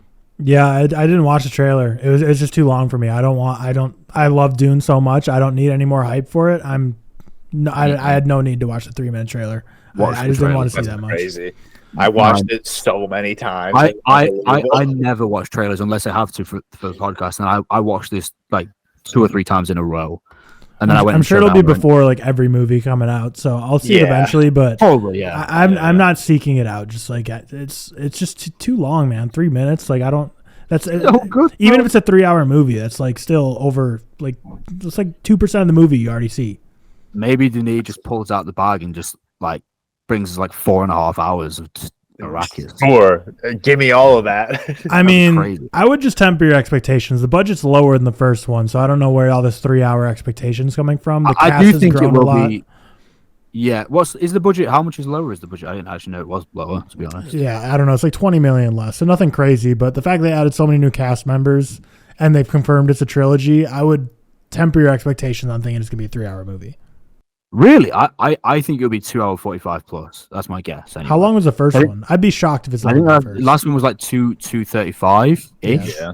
Yeah, I bet it'll be around that think length. But I mean, yeah, like I love Dune, the original, or not the original. David Lynch sucks. Yeah, you don't love the original, but you don't love the I love the original Denis Dune, the Dune. So I'm so like I gave it like a 9.8. The second I watched it for the first time, I absolutely loved it. I rewatched it, loved it even more. Like I'm my hype level's through the roof. This movie's gonna be incredible. I think the reason like I'm so excited as well. I only watched Dune like what was like 2 months ago or some shit, so it's like fresh in the brain. And I think it's my favorite Denis, like out of all of his films. I've seen all of them now, and I think that's my favorite, which is quite a rarity. It seems a lot of people don't like Dune, which is interesting. I'm very very excited for this. Now Cam is back. Cam, did you watch the Dune trailer? Hell yeah, I watched the Dune trailer, man. It was peak. It was awesome. It was electric. Well, Cam, I'll throw it over to you. I'll ask the same question I asked. Do you think the trailer was too long, and how long do you think the film is going to be? We just spoke about this. I think the trailer was too long for book readers, fine for non-book readers, because I'm a non-book reader and I don't know what the hell's going on. So I am big thumbs up to this trailer. I thought it was awesome. I think the film will be 2:45, so That's not 3. Nice, damn, me and you, we should kiss. Right. I think it would be like a little bit longer than the first, but we are all very excited for this. Obviously, I think most people. Emma asked who I was kissing and then got a little jealous. Oh, that's fine. No, it was great. Good trailer. I'm excited for the movie. Cool. I'm sure We'll you move guys on. We also got a trailer for Bird Box Barcelona, which someone is going to have to help me here. When does this release again? I can't even remember. I don't know. July 14th, I think, or 7th. Is that 14th. early? Yeah, it's in July. I just did my movies This coming is out in the July. first trailer, TikTok. right? Yeah, but I mean, I don't know. It's basically a Does sequel. Netflix always do that? Do what? This is Netflix, right? It's got to be. Yeah, Bird yeah. Box was Netflix. Yeah, it's got to be. But like, does Netflix always do like where their like trailers come out closer to the movie release so that it can build hype? Like, I feel like other movies. They didn't do it with the first Bird Box, did they? I don't remember. I think The with, first Bird Box with came out- Netflix, they just crank out so much movies, like so many new originals they coming just out don't every have week. time They to just promote. don't have time, and it's like it just muddies the waters. They're promoting a movie coming out in 3 months, and they have like 18 more originals coming out between then and now, and it's like I just feel like they just try to keep it tighter. Bird Box only got. Do you guys like Bird Box? I think it's very mediocre. I liked it, didn't love it. Like I think it's pretty average. I think I have it at like a 3 out of 5. But I think it's perfectly average. Like, that movie only got popular because people started like killing themselves doing the Bird Box challenge. Oh, Billy left the meeting, or I left the meeting. No, bye, Seth. No, Seth. All right, carry on, Tyler. You're in charge, Tyler. Dad, help us. Help us, Dad. Yeah, I mean, Bird Box Barcelona looks fine. I don't know. Like the cast Who's intrigues in me. it? Like Diego Calva's in it, so I haven't seen him since Babylon. so Man, I'm maybe excited to I see would have this. known that if I wasn't using Yahoo as my search engine. But He's like the 4th listed person. You're an idiot. the thing is, I liked the Bird Box world, and I hated the ending. I don't really know if you can make an ending worse than they made it for me personally. So therefore, I'm excited enough for this movie because I did They went to the blind sanctuary, right? deaf, blind, yeah. Deaf and blind. Yeah, because they couldn't I think it was blind actually, maybe. Yeah, because you couldn't see. Yeah, but I don't know. Like I didn't like the ending, so I don't really think I can do worse than that. But I also really liked the world of Bird Box. I thought it was an interesting story. It was sufficiently creepy at the beginning, especially when the world starts crumbling. So like I'm excited to see this because I did like the majority of the movie. So we'll see. And it's a new cast, new setting, and it's been long enough. Like it's like you can make the argument we don't need a Bird Box sequel, but whatever. But it's like it's been like 7 years or something. Like it's been a long time. So it's like. Sure, fine. I'll watch a Bird Box movie. Like I'll watch it the first weekend. Oh, I didn't mention this earlier when we were talking Indiana Jones. I don't think it'll be rebooted that quickly, especially what is Kingdom of the Crystal Skull? 2011, 2012? 2008. Yeah. 2008? Holy shit. Jesus. That's a while ago. I think it'll be a much longer. I think it'll be at least 10 years. I didn't say that earlier, but yeah, you're not wrong. We haven't gotten a Bird Box movie in a while, so they're not like overdoing it, I guess, but so that's fine. Yeah. Did you guys watch the trailer for Retribution? No. No, I most certainly didn't. I saw it before what movie? Indiana Jones. And it's just like it's unbelievable how Liam Neeson's in another one of these movies. Oh, that's what it is. Where he can't stop. Well, it's like no, he's like it's more Taken vibes. It's just like he gets a call and he's like, "I'm gonna blow up your car in 2 seconds if you don't do this." And then he's like, "Who are you? I'll find you." I thought I read it as like I thought it's like he's in the car and they're gonna kill his family if he stops the car or something. Or oh, maybe I thought that was. I didn't pay too much attention to the trailer to be honest, but I know it's basically like the trailer's basically. They're like, we're going to blow up your car. And he's like, I don't believe you. And then they like blow up a car like 2 cars away from him. They're like, do you believe us now? And then it's just the whole classic. It just becomes a Taken trailer or something at that point where he's on the phone. Yeah. He's like, who are you? I'll find you. It's like unreal how Liam Neeson's in so many of these movies. Like, I feel like it was a joke and a meme after like the third one he was in, like third movie like this. But now it's like number 12 because there's like 4 Takens and he had like Nonstop and he had so many other movies after Taken that were like the same kind of vibe, and it's just crazy that they just keep on coming like this. No shit. But yeah, Retribution's gonna be very ass. About that movie? But I guess we'll go Five Nights at Freddy's. How so many people are hyped about that, and I didn't know that many people were hyped about it. Can you guys hear me now? Yeah, we can hear you. He's back. He's back. Enter. Perfect timing. You can talk about Five Nights at Freddy's. Resident horror guy. Sorry, mate. I just had to reset my internet. Yeah, Five Nights at Freddy's. I've seen a lot of hype about it. I don't know you. Like on Twitter, this trailer went kind of crazy in terms of like retweets, views. I'm excited for it. I do think it's one of those where I don't really know how it's going to be. You know, the cast has got Josh Hutcherson and Matthew Lillard. So who knows? I think if it does a good adaptation and it's scary, which the games are very much so, and if they get the effects right, if they get the animatronics right, if they get the look right, it could work and it could be a good horror. I think it'll make a fucking load of money. No doubt in my mind. There's Five Nights at Freddy's are very, very much a fan base, which I think people don't realize how big it is. I think this will make a lot of money. I think it will do really, really well. I'm assuming you two didn't play it, yeah? At any point? I never played it. Never played it. It was scary. You wouldn't play it, Tyler. You'd scared. Anyway, but it's very good. And I am looking forward to it, but I don't know how good it's going to be. Are we finished the trailers there? Did you guys touch on Retribution? We did. If you want to add any comments on it, feel free. But yeah, I have no care at all about this film whatsoever. It's going to be terrible. Yep. We'll move on to news. First bit of news. Sad news.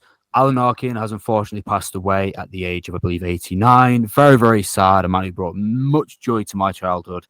And a legend and actor who will be sorely missed. I'll just throw that in there straight away. Moving on, Paul Thomas Anderson's next film. So rumored to include Leo, Joaquin Phoenix, Viggo Mortensen, and Regina Hall. I mean, and it's rumored to be distributed by Warner Brothers as well. I mean, that cast looks promising. Have Joaquin Phoenix and Leo been in a film together before? No. Nope. They haven't, have they? Okay, I mean that cast looks fucking crazy. I always see like TikTok videos where they're like two actors I'd love to see together, and then like also like a director actor pairing I want to see together, and it's always Leo and PTA, Leo and Joaquin Phoenix. Yeah, I mean Leo and Joaquin Phoenix. PTA and Joaquin Phoenix have clearly worked very they've well worked. in the past. And then I always see Leo and PTA all the time. So this is very, very exciting. I'll just fly through these. If you want to stop me anywhere, just go. Evan Peters has been cast as the villain in Tron 3. I've seen the first Tron, like the original. I have no idea what the watch Tron Legacy. Wait. So there's two Trons. I thought there was just Tron Legacy. No, there's the OG, and then there's like Tron Legacy. No, there's the 1980s one, which is okay. Tron, the one that was in the end of the fucking Damien Chazelle movie, Babylon. Yeah, it was at the end.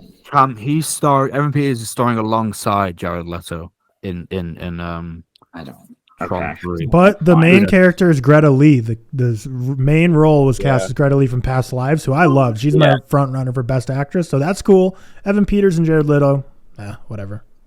Wait, don't throw Evan Peters. Yeah, don't put. Do not throw. That's him an exciting casting. Jared Leto. It was Jared Leto. Evan Peters has never turned in a bad performance, even as brother of Wanda Maximoff in Wanda.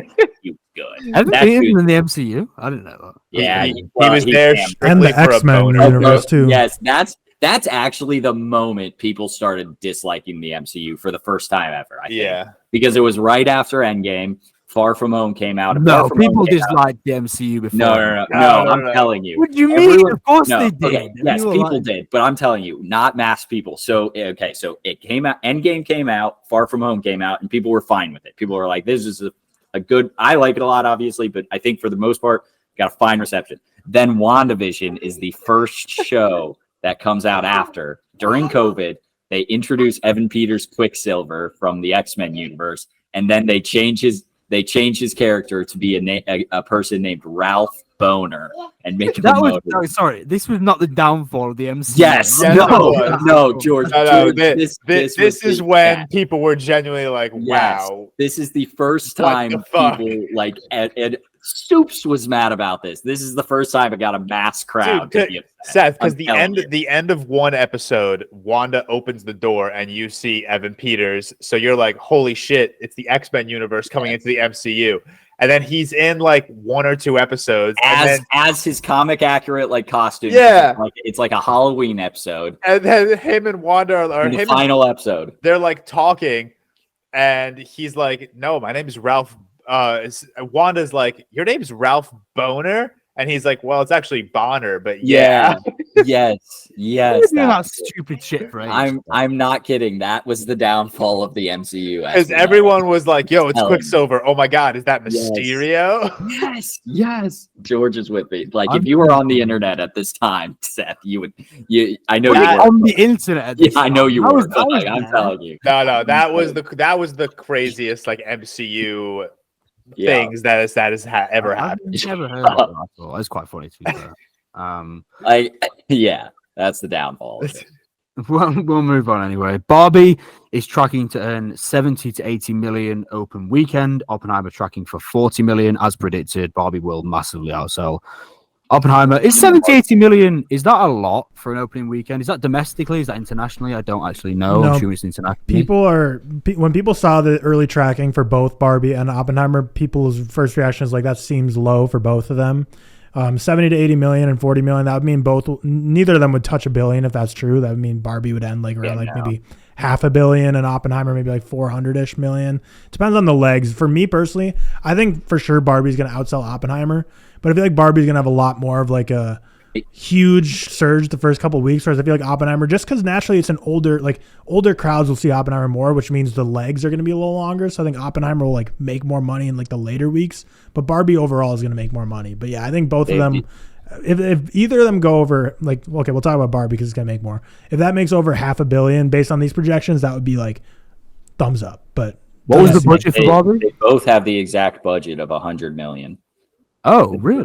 They both have the They same budget. They have the same budget. Isn't that kind of crazy? So Yeah, crazy. More for I bet- Oppenheimer. That's $100 million. Yeah, so and I it looks like guarantee, it's going to be insane. like obviously, I think Barbie probably built the bigger set pieces, Yeah, whereas they were. Oppenheimer just had to figure out how to create a nuclear bomb without killing people. Like that was their idea. They were like, all right, 90 million to to not killing anyone. To killing people. Yeah. It's 40 million sounds quite low. What have previous Nolans done in the opening weekend? Like, not Tenet. What did like Dunkirk do? I think that was because Dunkirk opening 40 million sounds. I mean, Oppenheimer, we've spoken before. It's long. It's Dunkirk was 50.5 million. You want okay. like Inception? Interstellar was 47.5, and Inception. Inception seems to be finished number one at the weekend box office at 60.4 million. So this 40 million is not like that low then. No, it seems like to be crazy. pretty par for the course. I thought it'd be higher to be fair, just because it's Nolan. But yeah, I know what you mean, Tyler. I think this will have more legs. See what I the think Dark Barbie will have a Knight big surge. again. Look at what? The Dark Knight. That's Nolan. 207. Really? That's probably globally. Yeah, though. it's Or Batman. maybe I don't know. Yeah, That was a joke. It's Batman. yeah, I guess so. Sorry. 158, 207 adjusted for inflation. Interesting. Okay. Cool. We'll move on. So Squid Game season 2 begins filming later this year. Cool. Over 1,000 actors have now signed the letter to SAG saying they will strike if all their requests with the studios are not met. Obviously, we got I think this has been in the news for a while. We got a few actors who've signed on, basically, which is cool, interesting. I'd be keen to know your thoughts on this one, though. Steven Spielberg, Martin Scorsese, and Paul Thomas Anderson will now help create content at TCM, which I believe, if I'm not mistaken, is the Warner Brothers. Is it a TV network like Classic Films? Turner Classic Movies. Yeah. Turner Classic Movies. Okay, and I've seen a lot of stuff on this, and I think the initial reception on Twitter from a lot of people was quite positive. But then at the same time, I've seen a lot of negativity, which is understandable because these guys are full-time working directors, working in a place where this is meant to be kind of someone's job. I guess is to create the content, is to work on this as their sole purpose. Whereas these guys are still, all three of them, very, very active directors in the industry, still creating, producing work and writing films. What are your guys' thoughts on this at all? Especially like Tyler, for example, because I feel like he'll just want. Yeah, so I didn't love it. So basically, it seemed like Turner Classic Movies was going to be going away. It was going to be gone. Warner Brothers was giving it the kibosh. So they saved it in that sense. So if you had to pick 3 directors working today to curate Turner Classic Movies, sure, they're the 3 probably best you could choose. If you're going to have 3 of them running it that are directors working today, that's a great trio you got there. Yeah. However, like you said, it's replacing someone's full-time job, and how stretched thin are these guys? I think they are obviously, all 3 of them, massive fans of classic cinema, so they don't want to see something like this go by the wayside from a massive company like Warner Brothers. But I don't know, how much attention are they really going to be able to give to this? How much time can they put into this, really? I don't care about Turner Classic Movies, or in terms of I don't know the impact it has, so I don't really know what they're saving and what they would have missed. So I'm sure for them there's a big deal. So cool guys to run it. It's cool news, 3 really buzzy names, but yeah, I don't know. It's just kind of weird that full-time directors are now going to be doing a Warner Brothers side job, like a 9-to-5 job, basically, just randomly curating movies. It just seems like it should be someone else's job. But maybe what I'm hoping for, maybe their plan is just that they're going to be curating it to keep it afloat, and then hoping to get, once it gets some revival, maybe they can show Warner Brothers hey, look, this is still a worthwhile investment. Then they can kind of kick it back up. But yeah, it's whatever. I don't really know. Turner Classic Movies, like I said, I really have no clue what the impact would be if they were killed or taken off. I don't know what the impact that would be. So is it just a TV network or something? Is that pretty much what it is? I don't know if it's because I know Sony Pictures Classic is a sub brand that makes movies. So yeah, so Turner Classic Movies presents the greatest classic films of all time from one of the largest film libraries in the world. So it seems just a curated list of all the classic movies, and so it's just kind of trying to keep a time capsule of the classics. It's just a curation. It seems kind of the Criterion Channel, but for Warner Brothers. It's kind of what I'm getting from it. Yeah, that makes sense. Cool. Ari Aster's next film, Eddington, is described as a Western noir ensemble movie set during COVID. interesting. It's definitely a brave decision to set something during COVID, as we've seen films do in the past. It really works, or it really, really fucking doesn't. George, what are your thoughts on this? Cam, what are we doing, bro? Yeah, I was watching that then. He just Anyone's on the fuck out of a bagel. No, I obviously am very excited for anything Ari Aster has to put Wait, have out. you seen Bros Afraid yet? Yeah. What was your thoughts on Bros Afraid? I can't remember what you thought of it. I didn't love it. I gave it a 2.5 out of 5. Oh, okay, interesting. Yeah. Okay, Tyler. That was my first video back after I took like a month off from TikTok. Oh, yeah. It was, I remember. But no, I hate, and I know we've spoken about this, like including COVID in movies. Like we're trying to like forget about that shit. Yeah. Right. So it's like, I don't know, that part definitely turns me off to any, like, it doesn't matter who. If Christopher Nolan made a movie that was set during COVID, I'd be like, okay, why are we doing this? So. But we know now that Ari Aster doesn't give a fuck what you think anyway. Yeah, like, exactly. Ari Aster's self-indulgent shit, and he doesn't. Exactly. That being said, Sick, which is which really COVID, wasn't that bad. Whereas like Glass Onion, which just mentioned COVID, didn't like that. You didn't like Glass Onion? No, I liked. No, sorry, I really liked Glass Onion. I didn't like just like big kind of. Just including. Okay, yeah. Also, I got too much cream cheese in my bagel this week. I was gonna say you really put that finger to work. Yeah. For Eddington, like, so what's interesting about that is, so westerns are classic, like 60s to 80s cinema.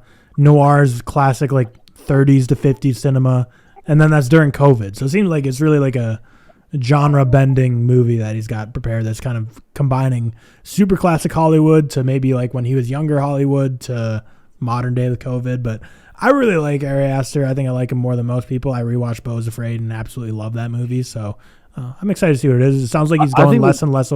He's going more. I don't know how to say it, like more away from horror with each movie. Like I mean, Hereditary. Yeah, because Hereditary was first, then Midsummer. Like I feel like he's slowly walking back away from like pure horror, which kind of seems like what some directors kind of do in general. Because I feel like horror is like not an easy way, but it's a good way to get your foot into Hollywood, and then now he's able to start making stuff that he kind of really wants to make. So I'm sure there's going to be those elements there for sure. There's going to be some elements of that, but yeah, I'm excited. I think with Ari Aster, I actually like just find him interesting more than I like his films. I just find his ambition. He clearly just doesn't care, and he does do self-indulgent projects and just does what he wants, which I quite like, because this is, like you said, it's very genre bending, set during COVID. It's a very risky play to have, and he doesn't really care because he kind of, like Tarantino says, makes films for him, like David Lynch said as well. But we'll move on. Ridley Scott's Napoleon is reported to be 2 hours 27 minutes long. Should be longer, as far as I'm concerned. But I was going to call out your hypocrisy on Twitter because you went on a rant like 2 episodes ago that you hate long movies. No. I said my rant was, if I love a film, I will love a long, like Dune, for example. Yeah. That could be 5 hours and I'm watching that shit and I don't care. It's when they have these long movies. Not until 3 hours later, though, or 3 years later, though. Burn, Dune jab. I have no idea what that means. What? You didn't watch Dune until 3 hours or 3 years after it came out. So that was the burn. Oh. Sorry. Wait, didn't it come in 2021? I thought it was 2020. Was it 21? 21. Right. 2 years. 2 years after the fact. Burn, Dune dab. Great. Please stop dabbing. I feel like I haven't really brought any energy recently, so this week is all energy, no substance. Let's go. People would have missed that. It's fine. But if I like the film or if I like the filmmaker, I'll happily go into 3 hours. It's just like films that so many that I just feel like the narrative doesn't deserve 2 3 hours, and I feel like a lot of films make them longer for the sake it looks like you're more official, it's like you're more privileged, and it looks like people want to watch you more. Whereas realistically, they don't. But Napoleon, on the other hand, did you mind the runtime of Beau is Afraid? Because you didn't love the movie, but you respect that this was basically Ari Aster saying, "I don't give a fuck what I put out. I'm putting out what I want."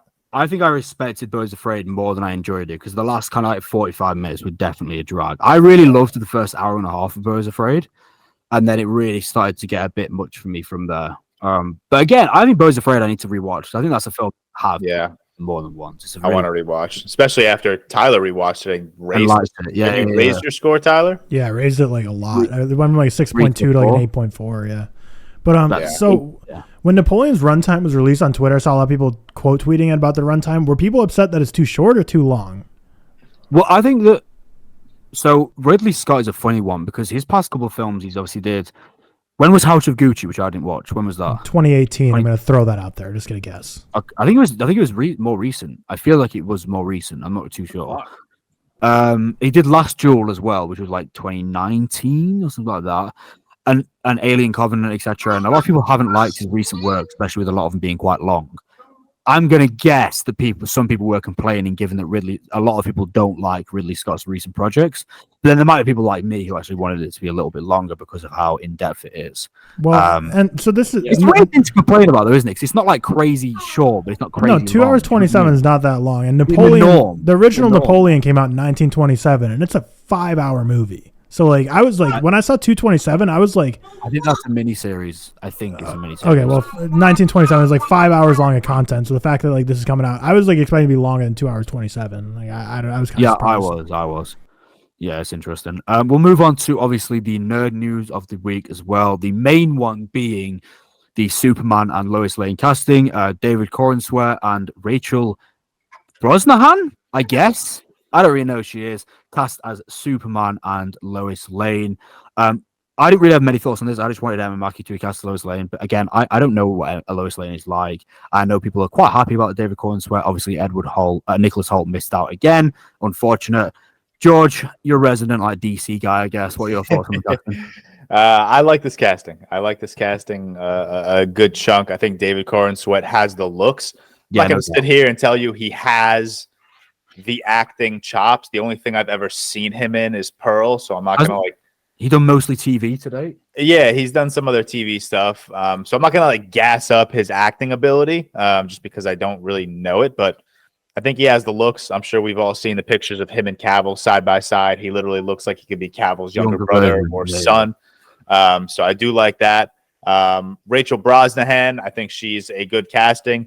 I've only seen like 1 or 2 episodes of The Marvelous Miss Maisel, so I don't really know what she's about. And I think she made like a few appearances in House of Cards, which I used to watch. I never finished, but I don't remember where she came in. So I again can't really speak on her acting ability, but I think the two of them together have the look.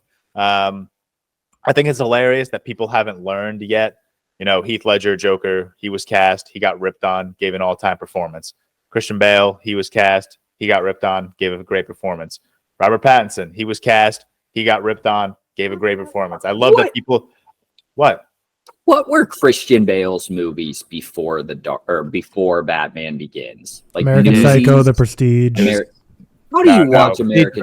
Prestige was after Begins. Prestige was after. How do you watch American Psycho and think this guy can't do Batman? That's what I'm saying. People said that about Pattinson too. That's crazy. Pattinson at least. Pattinson for the most part had Twilight. Like he had Tenet, which I think gave up people more hope. He had High Life. He had Good Time. He had Lost City of Z. Like he had so many performances. Lost City of Z is fine. Devil All the Time, which was really good. Not a great film though. Yeah, but I feel like for like mainstream media, like Tenet is probably the best idea. Yeah. I hope my kid just fell. Give me a second. No, you don't think The Lighthouse is mainstream media? No, it's absolutely not. No, people only knew Batman, and neither is Tenet, honestly. I'm going to say the only thing people knew him from before Batman was like, they knew him as the Twilight guy. That's what he is. I don't know. I think The Lighthouse is like made its way mainstream now. It is not mainstream. No, that's a bit, you need to go out on the street right now. No one's seen The Lighthouse. People on film. Fine. Film. Okay, maybe The Lighthouse isn't.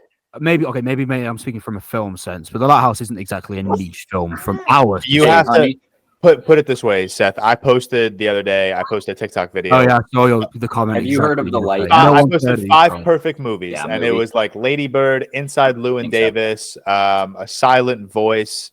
What else did I put? I put Sing Street. Which would you consider these niche movies?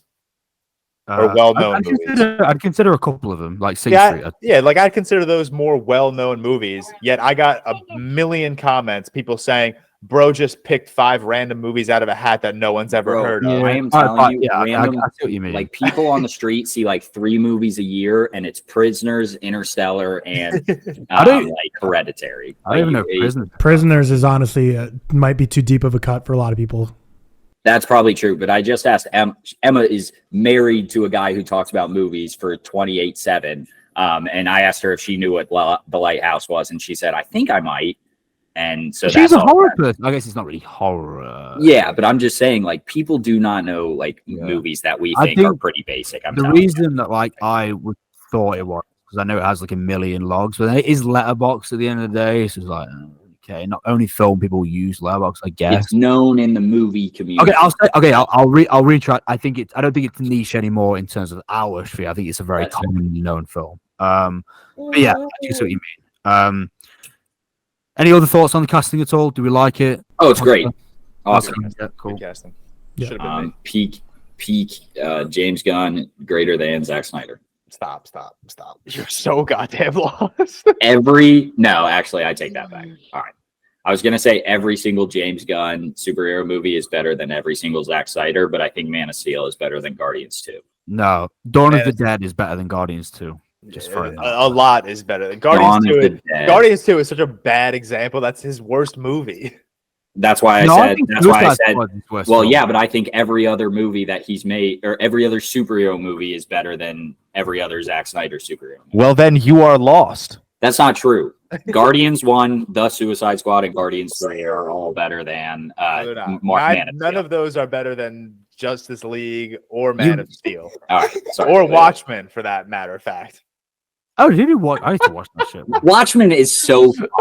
Watchmen is a good movie. Watchmen was ahead of its time. You just don't understand. Watchmen was ahead of its time. All right, well, imbecile. George and Cam. Going out a little bit there. We'll move on. James Gunn says that they are miles and miles and miles and miles and miles away from casting their new Batman. Pretty standard. I'm going to ask you both. Throw a name out the hat. Give me the first person that comes to your head. Go. Jensen Ackles. Interesting. Tyler? I don't know.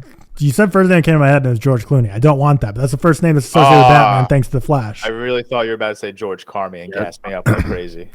The first person that came to my head was Bill Murray, and I have no idea why. Bill Murray? Yeah, not as Batman. It's just an actor that came to my head.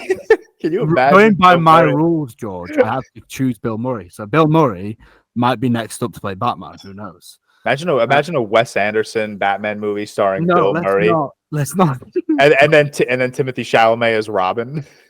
Wait, Timothy Chalamet, real like as Robin? Yeah, that'd work. I think he would make a good like. No, I actually do. Like low key. Especially when you look at like the Robin and like the animated movies, Timothy Chalamet could pull off that look for sure. Especially the Robin from like the Dark Knight Returns Part 1 and 2. He's got it.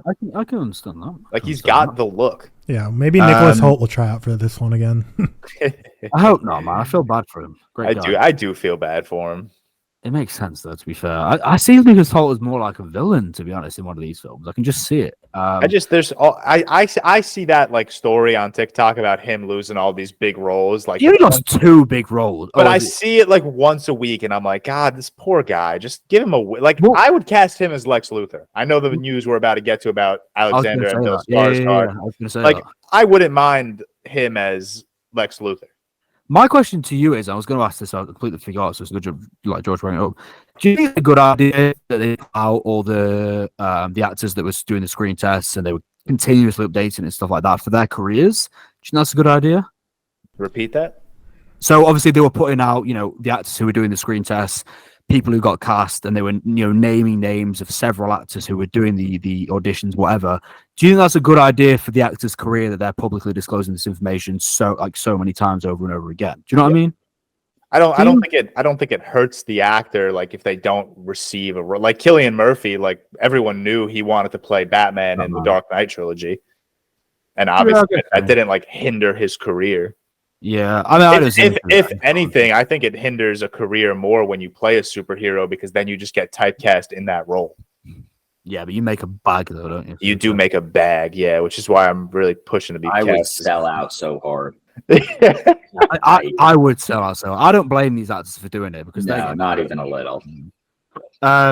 Moving on. To what Did George we ever said. talk Michael Shannon's comments on The Flash?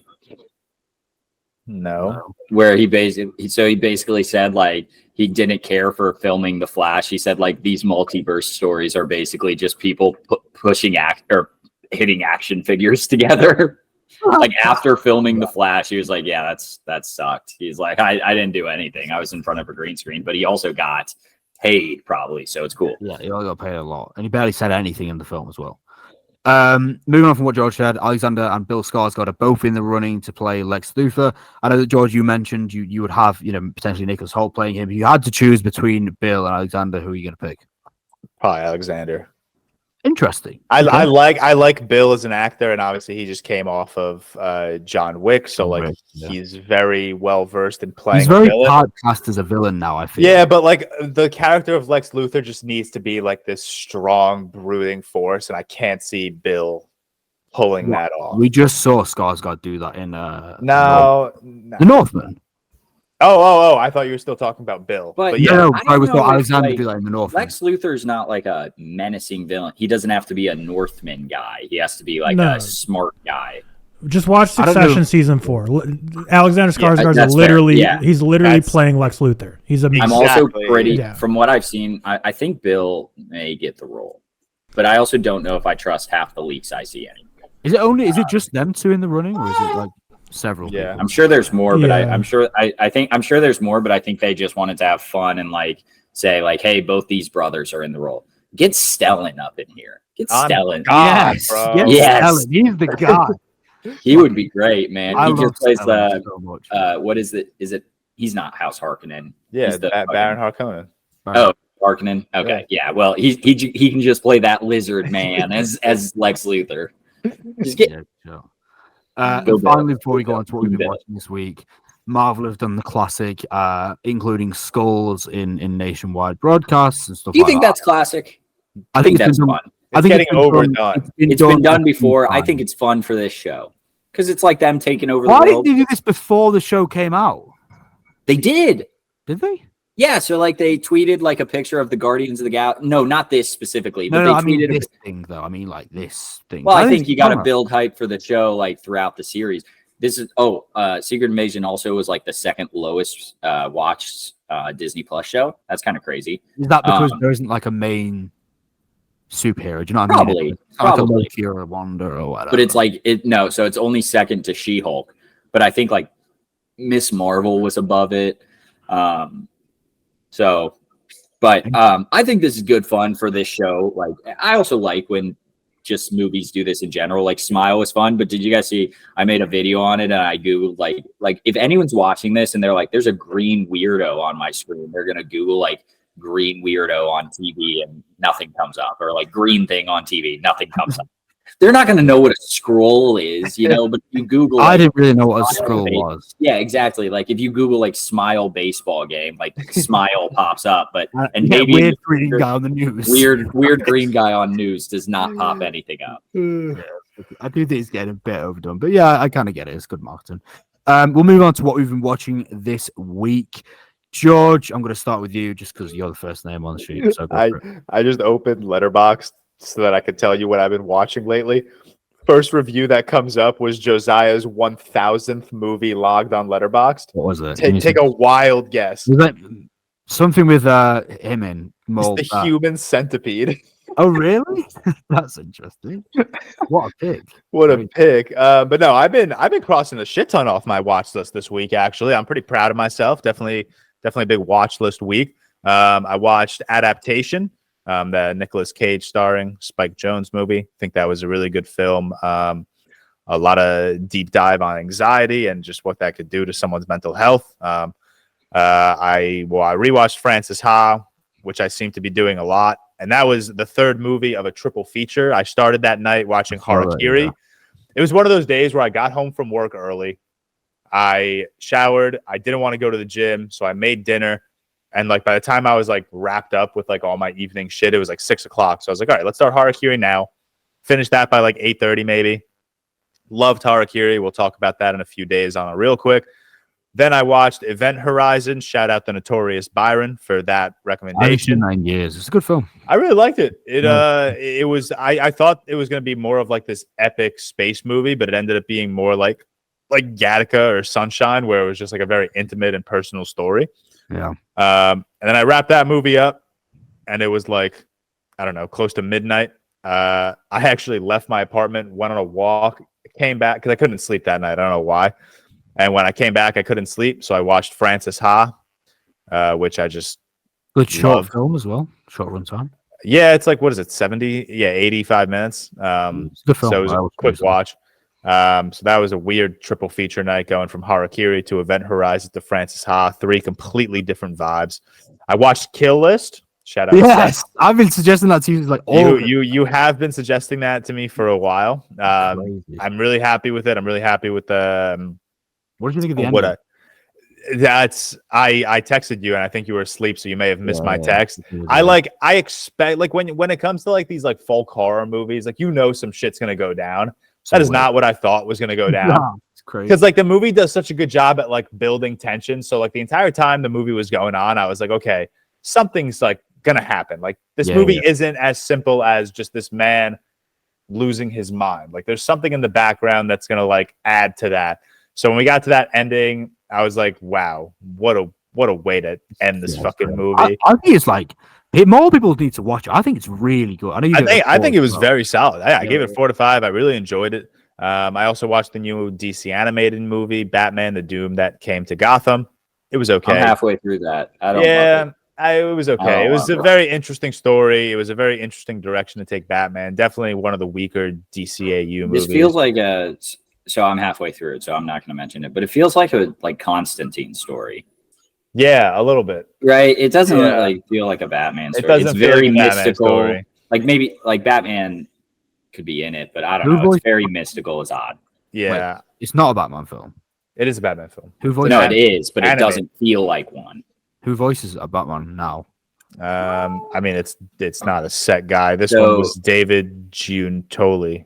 So David O'Rourke maybe is his name, but he does it a lot in the DCAU, which I'm going through. Wow, it's funny that this guy also voiced Batman in Soul of the Dragon, because that's another one that's like very like not Batman.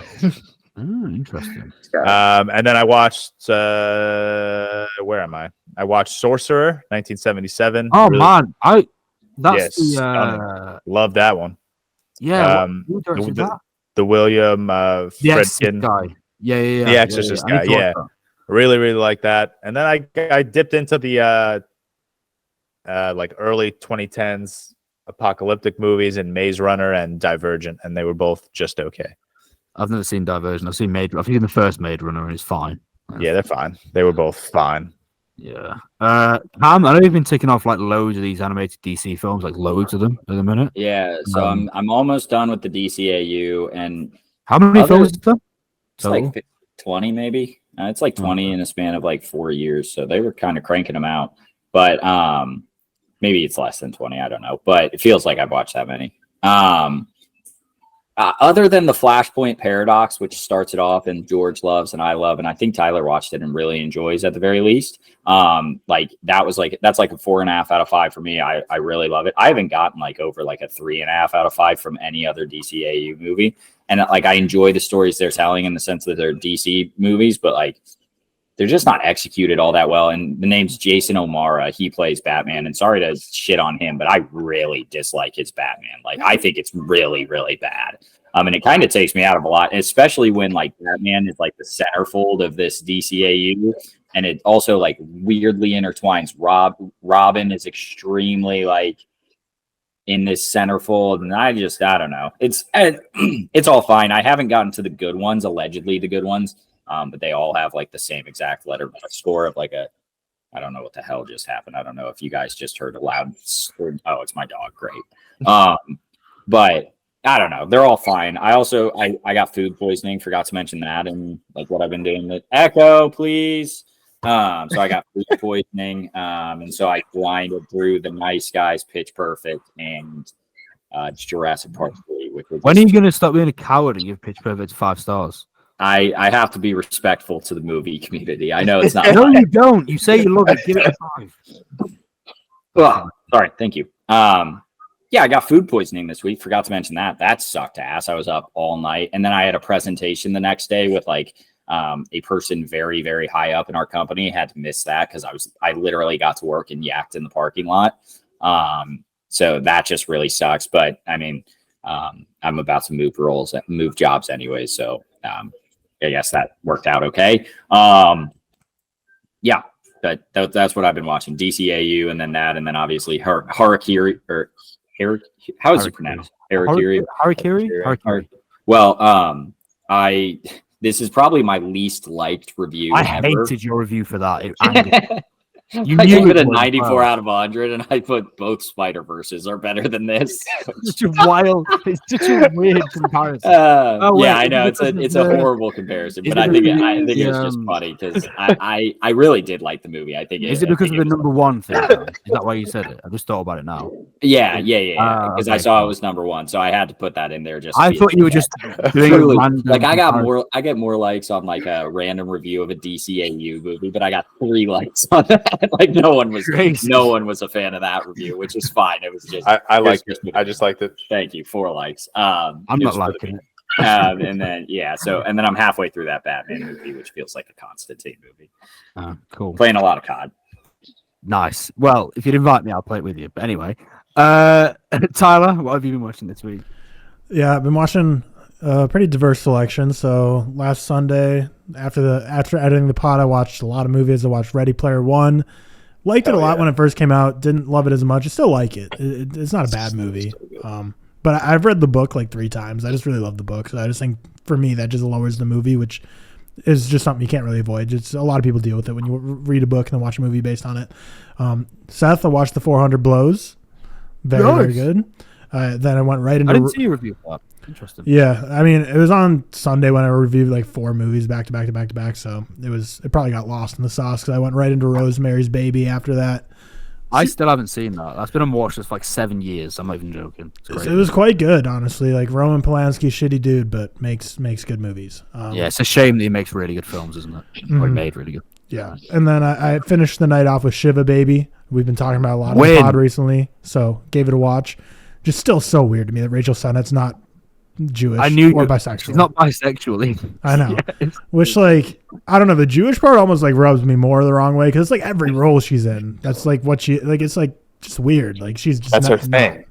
Yeah, and it is bizarre. How and she literally wears a cross necklace everywhere she goes in public as like herself. So it's just so odd to me that she's like every role she's just the Jewish girl. So, and then watched Evil Dead and Evil Dead Rise. I liked them both. I think I gave a slight nod to Evil Dead over Evil Dead Rise, but I really like them both. Watched The Boogeyman from earlier in June. Sufficiently creepy, but it just got kind of repetitive, honestly. And they like reveal the monster at the end. It's just kind of weird. Watched Run Rabbit Run. That was a Sundance movie that I didn't see, but it's now on Netflix. I really love Succession. Obviously, Sarah Snook is the main actress in this. She plays Shiv in Succession.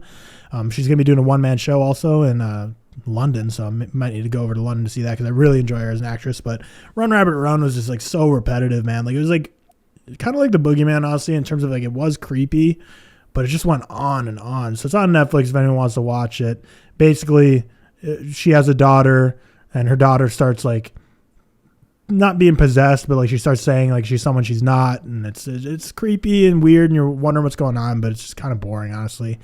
Watch Paris, Texas is a new one of my instantly became one of my favorite movies of all time. That's another one that I've had him watch. Need to watch that. Yeah, I just found it to be so good. I really enjoyed it. The final 30 minutes of dialogue are just immaculate. It's just such a well crafted film. Such a smart movie. And then watch My Blueberry Nights, which I don't know if that was the last Wong Kar-wai movie, but I think it was his first English one. It might be his final film. I don't know. It's one of his later works. I don't know, but it's fine. It was like a 3 out of 5 stars. Interesting because I haven't seen a ton of Wong Kar-wai, but his style translated over to English films decently, but it was just a very fine movie. And then, other than that, just watched Indiana Jones and Harakiri. Haven't posted my review of Harakiri yet, but really, really good. Really enjoyed it. Watched it last night, then started Monsters, Inc. after it. Didn't get all the way through it, like halfway through. But I was That's the like, best film we watched this week, isn't it? I'm not as high on Monsters Inc. as you are, but it's a good movie. It's a good movie. Cool. I ticked off quite a lot of watch lists this week. I watched Batman: Mask of the Phantasm. Fuck yeah. Man, like it's the most complex Bruce Wayne depiction I've ever seen, and I've seen a lot of the Batman films. It's first animated, obviously, but really, really great character work. It's 75 minutes long or some shit, and it's I give it a 4-star. Really, really enjoyed it. Really, really good. Perfect Blue, first watch as well. Fucking just incredible, amazing, loved it. In the Mood for Love, finally ticked that off with Anna. I liked it a lot. I didn't love it. I give it like a 4. The color in that guy's films is same with Fallen Angels. George, you've seen Fallen Angels, haven't you? Yeah. Yeah, it's the same with Fallen Angels. It looks amazing. I really, really liked it. Just couldn't get quite invested into the characters. And I also watched Witness for the Prosecution, which is only my second Billy Wilder. Finally watched Mission Impossible 2 and 3. Philip Seymour Hoffman is the fucking guy. I'll get that out there. But yeah, 2, 2.5, 3. I mean, they're fine. But I think from what I've heard, they get a lot better from 4 onwards, what most people say. I also watched a film that's now in my top 5 of the year. It's called Blue Jean. It's a English film about a PE teacher who's forced to live a double life, and basically a student threatens to expose her sexuality during kind of Thatcher's Britain. Really, really good English film, fantastic film. Really, really enjoyed that. And then obviously Harry Curie, which we'll go over only real quick. But that's kind of about it for me this week. So we're going to move into our game. And I'll be honest, I had zero fucking idea what to do this week, right? I was shocked. So I thought I'm going to be as egotistical as I possibly can here. And basically, the game is you all get 3 strikes and you're out. I currently have 69 5 out of 5 stars. And Nice. Nice. Well, it might be 70 now. I think it's 69 or 70. One of the two. Cam, you're on mute, bro. Are you trying to react to us right now? Did anyone just see that? Cam just lost his mind. Whatever. Move on. Watch Cam come back and he'll be like, "What's the game we're playing?" So you all get 3 tries and you have to name a film that I've rated a 5 out of 5 stars. 3 tries and you're out. It's basically a test of who knows me the most out of you 3. Okay. So I can name all 69 movies off the top of my head. Cool. I'm going to check actually if it is still 69 because I feel like that's actually a really, really good one for you. It is 69, confirmed. Cool. Nice. So Nice. Cam is first if he knows what we're doing. Yeah, who are you yelling at, bro? Cameron. Did you hear the Sorry, game? I was recording my coffee golf dates. I thought Tyler knows what it Your is. mic's I got a off. hole in one. I think your Oh my mic's God, off. my mic's off. Did you hear the game? My mic's not off, is it? Oh. Can you hear me? Now we Yeah. can, yes. I was recording my coffee golf. Could you hear me? Yeah. I got a hole in one, Tyler. It was pretty legit. I have no clue what coffee golf is, but Oh, you haven't played it? Okay, sorry. What's the game? Sorry.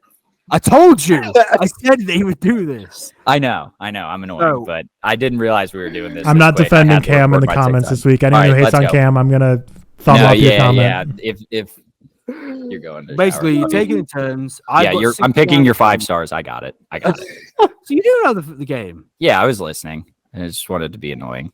Okay. You're first, Cam. Then George is second. Tyler is third. 3 strikes and you're out. Whoever wins is my favorite person on the podcast. So big stakes as well. Y'all fucked. I know everything about Seth. We'll start with someone other than Cam because I think he has Bailey he has to go get. Cam really just dipped. Do you want Lord of the to- Rings, The Return of the King. Okay, cool. Yes, you are correct. Thank you. Barry Lyndon. You are correct. Cam, it's your go. All right, so just naming a 5-star movie for you. Yeah, just any. George said Return of the King, and Tyler said Barry Lyndon. Barry Lyndon. Okay, so I'm gonna go with After Sun. Yes. That was a weird one, but yeah, you are right. I will also go with a more recent one, The Banshees of Inisherin. That would have been better. Yeah, that's good. Yeah, that's one. Yeah. I'll go. I mean, I think you guys are all overthinking it. I'm just trying to think of the ReelTok collection movies because by proxy they're 5 stars. I'll go you're Old Boy. right. Old Boy. Yes. Proud. Going with 1917. Yes. Okay. I'll hit you with Shaun of the Dead. Yes. Maybe maybe your number 2 favorite movie now, Alien. Yes. Damn it! I was gonna go with that. I believe this. I'm 100% sure this is a 5-star. The Shining. Yeah. I will go with The Father. Yes. I'm scared that you guys are actually going to get them all and none of you are going to get a strike. Well, so How many strikes do we have? No. Is it 3 strikes? I'm changing We'll it start to failing strikes. here. We're gonna We'll get start to some failing. We'll start weird- failing here. we're gonna Yeah. I get to still some got all the weird Real Talk film. collection ones. So I've had 3 strikes, whatever. Go. there will be blood. Yes. The Godfather. No. The first one? Yeah. No, 2. Yeah, Two. No, and sorry, the first one. I'm sorry. The first one's on the Real Talk collection. Yeah, first. Yes. Yeah. Okay. Not 2. Sorry. That Spoiler. maybe 2's on there, but the first one's on the Real Talk collection. Yeah. And it better be. I feel like. I will go with Heat. Parasite.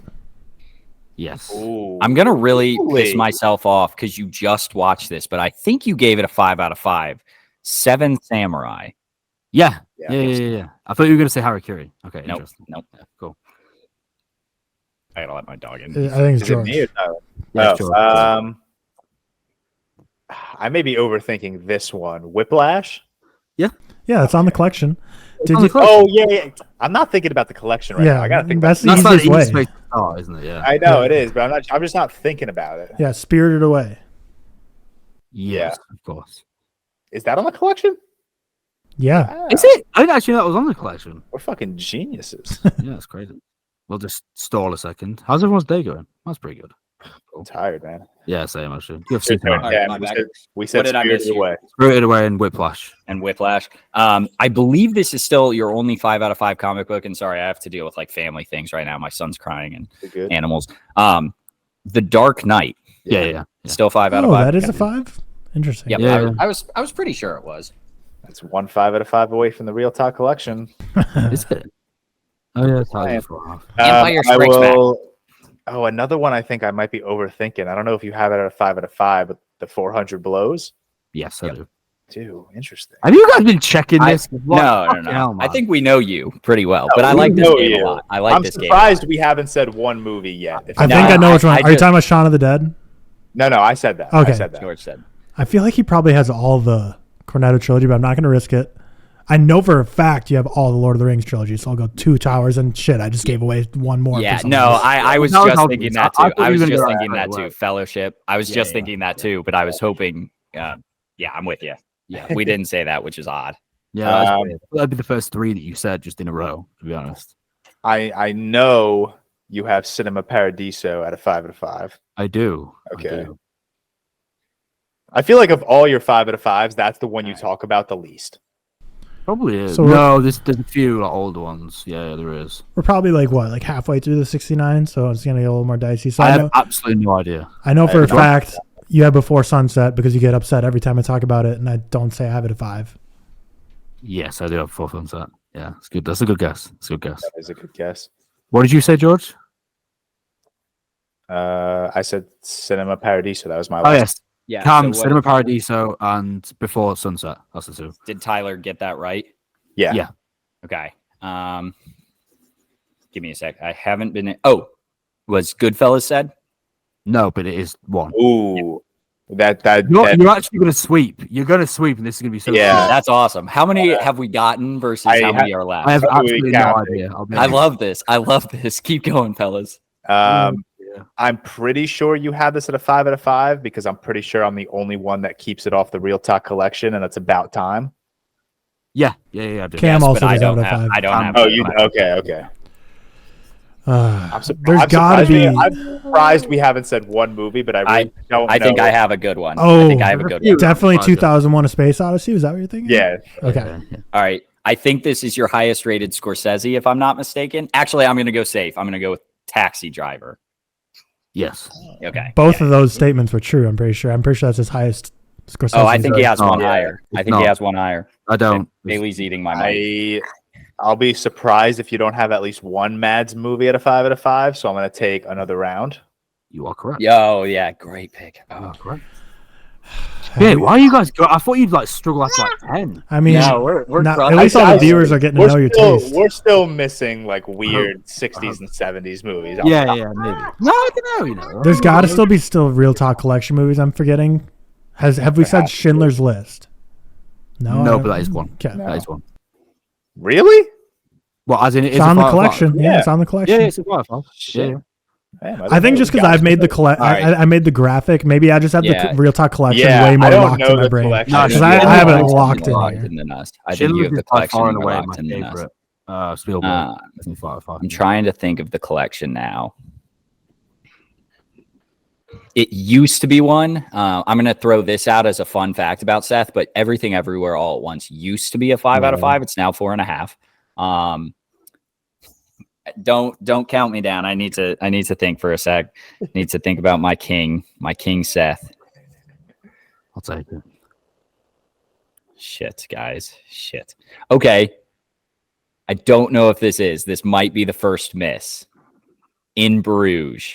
That's a miss. It's a 4. Damn! Oh, Damn it! a I good knew it. pull. I knew it. That's Sam has good got pull. one X on his name. But That's I a good that's pull. I knew it was up there. At least. I do actually like really like it. Ah, So I can see why you think that. I would have eventually guessed that. That's a good Yeah. pull. I can see why you think that.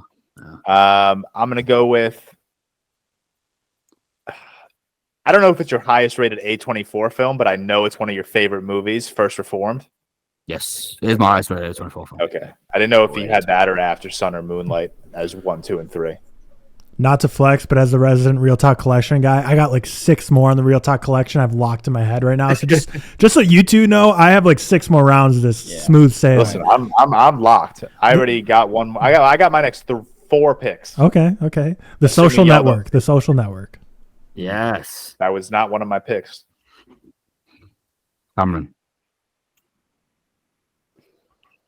Cameron's struggling. Yeah, I'm struggling. Think about your not locked. king. Okay, so this is what I was gonna say earlier. This is what I was gonna say earlier as your highest rated Scorsese. I don't know if it's a 5 out of 5. I'm also trying to keep my kid from destroying our house. For hours. No, it used to be a 5 out of 5. It's a 4.5. Fuck you. It's also like my 5th Scorsese. Oh, interesting. Okay, interesting. All right, this where my first Damn it, man. might come because I know it's one of your top rated A24 films, but I don't know if you have it at a 5 out of 5. But I'm gonna go with Moonlight. I do have it at 5 out of 5. Damn it. You said that last time, and I was like, no, that's a 4. I said Oh, I it. got one. I have one. I have Yeah, one. but I didn't know have how one. many of those you had at a 5 out of 5. Wow. I have one, and it's not Okay. Real Talk collection, so I know I'm back for a round. Oh, damn. Maybe I want to snipe one that's not in the Real Talk collection to try to ruin Cam's game.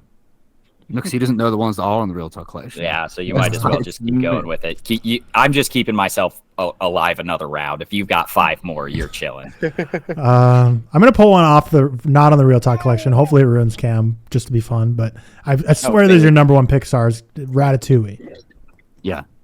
Classic British person, 5 out of 5 Yeah. Ratatouille. Lock of the That's century. the one I want. I wanted to say that, but I really was like, I don't know if Seth is like that British. All right, if this is not on there, I'm going to be so damn mad. But City of God. Yeah, it is. It is. Yeah, it is. That's Damn a right. Is that not That's a good real pick, Talk actually. collection? Yeah. I have it at 4.5. Interesting. Interesting. I think a Real Talk collection movie is Memories of Murder. Oh, nice. Is that? I mean, Yeah, it is one. It's on the Real Talk. It Yeah. is. Pretty It is sure one. it's a Real Talk collection. All right. I think I have another one. It's not your damn turn. It's 12 Angry Men. I know. Nice. Yeah. Yeah, That's crazy. that's a Real Talk Yeah. collection movie. So, Fuck. am I the only one with any strikes? Yeah. I'm Let's fighting see. for my life here. We're getting I dicey don't now, know. though. I think I have like 2 more in my head that I know for sure, and then I'm donezo. I'm gonna start getting. I'm gonna get the list up actually, so I can like. Know whatever. Wait, I give me a sec. got a few. Right. Let's see. I'm gonna do it. I'm gonna go with something I wasn't thinking. I'm gonna go something crazy. I'm gonna say Hot Fuzz. You are correct. Wow. That's okay. 5 out of 5? That's a bang. it's trying to get half fuzz, man. Wow. Cam from half court. Bailey. Give me some, Bailey. I was All thinking that too, but I was too scared to pick it because I didn't know if he. I held know. it. Yeah. You said it earlier. He definitely doesn't have I'm the gonna third 1 out of 5 though. The third Cornetto. No, movie. definitely There's does No, not. no way he has that World's End at a 5 out of 5. Yeah. I'm gonna go with what I Okay. think is your highest rated war film, Paths of Glory. It's not my highest rated war. It might be actually, but no. Bob. What the fuck was that? I just spoiled a next answer. Did you know? Oh, I think No, I I know what your number one war film of all time is. Shit, man! I just said it. I think I know what it is. Come too. and Yeah, see? you are correct, George. No, but I mean, you are correct anyway. It's 5-star, but no, What the It's hell? not Come and See, your favorite war film? no. Oh, obvious. I It's clipped not it. I Paths of definitely Glory? freaking got no, it. there's a film I love more, like much more. Well, not much more than Paths of Glory. That is close, actually, to be fair. But you know, There's a war film. I got it you like locked in. more than I got it Paths of locked in. George, Glory? you know when you hear this, you'll be like, obviously. You'll be like, yeah, obviously. No, I'm not gonna No. think that. Tyler, will he think it's obvious after he hears it? Probably, yeah. Yeah. Cameron, you're up. What have I missed? Come and See and Paths of Glory. And they both work. Yeah, but I think if he marks off, Tom. Or you just got to pull it closer. It's not off. I gotta get it okay. closer. Okay, I had one. Let me think of it again. I had it earlier, before pulling it. Oh, The Elephant Man. Yes, that's a really good That's a pull. good Yeah, pull. yeah, really. How did you get that? Damn, I did not think of that. That's a good Ooh, one. I think I have one. I love this. Like After we finish, I'll read how many you've not got right, so we can see how many you got. I'm pretty sure you have this at a 5 out of 5, but I don't think it's your highest rated war film, which is why I'm still lost. 1917. I already said it.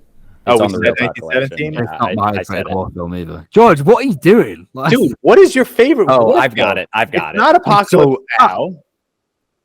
Hold on. It's not Paths of Glory. It's not Come and See. It's not Schindler's List. It's not Apocalypse Now. What oh, I the thought fuck is your favorite war film?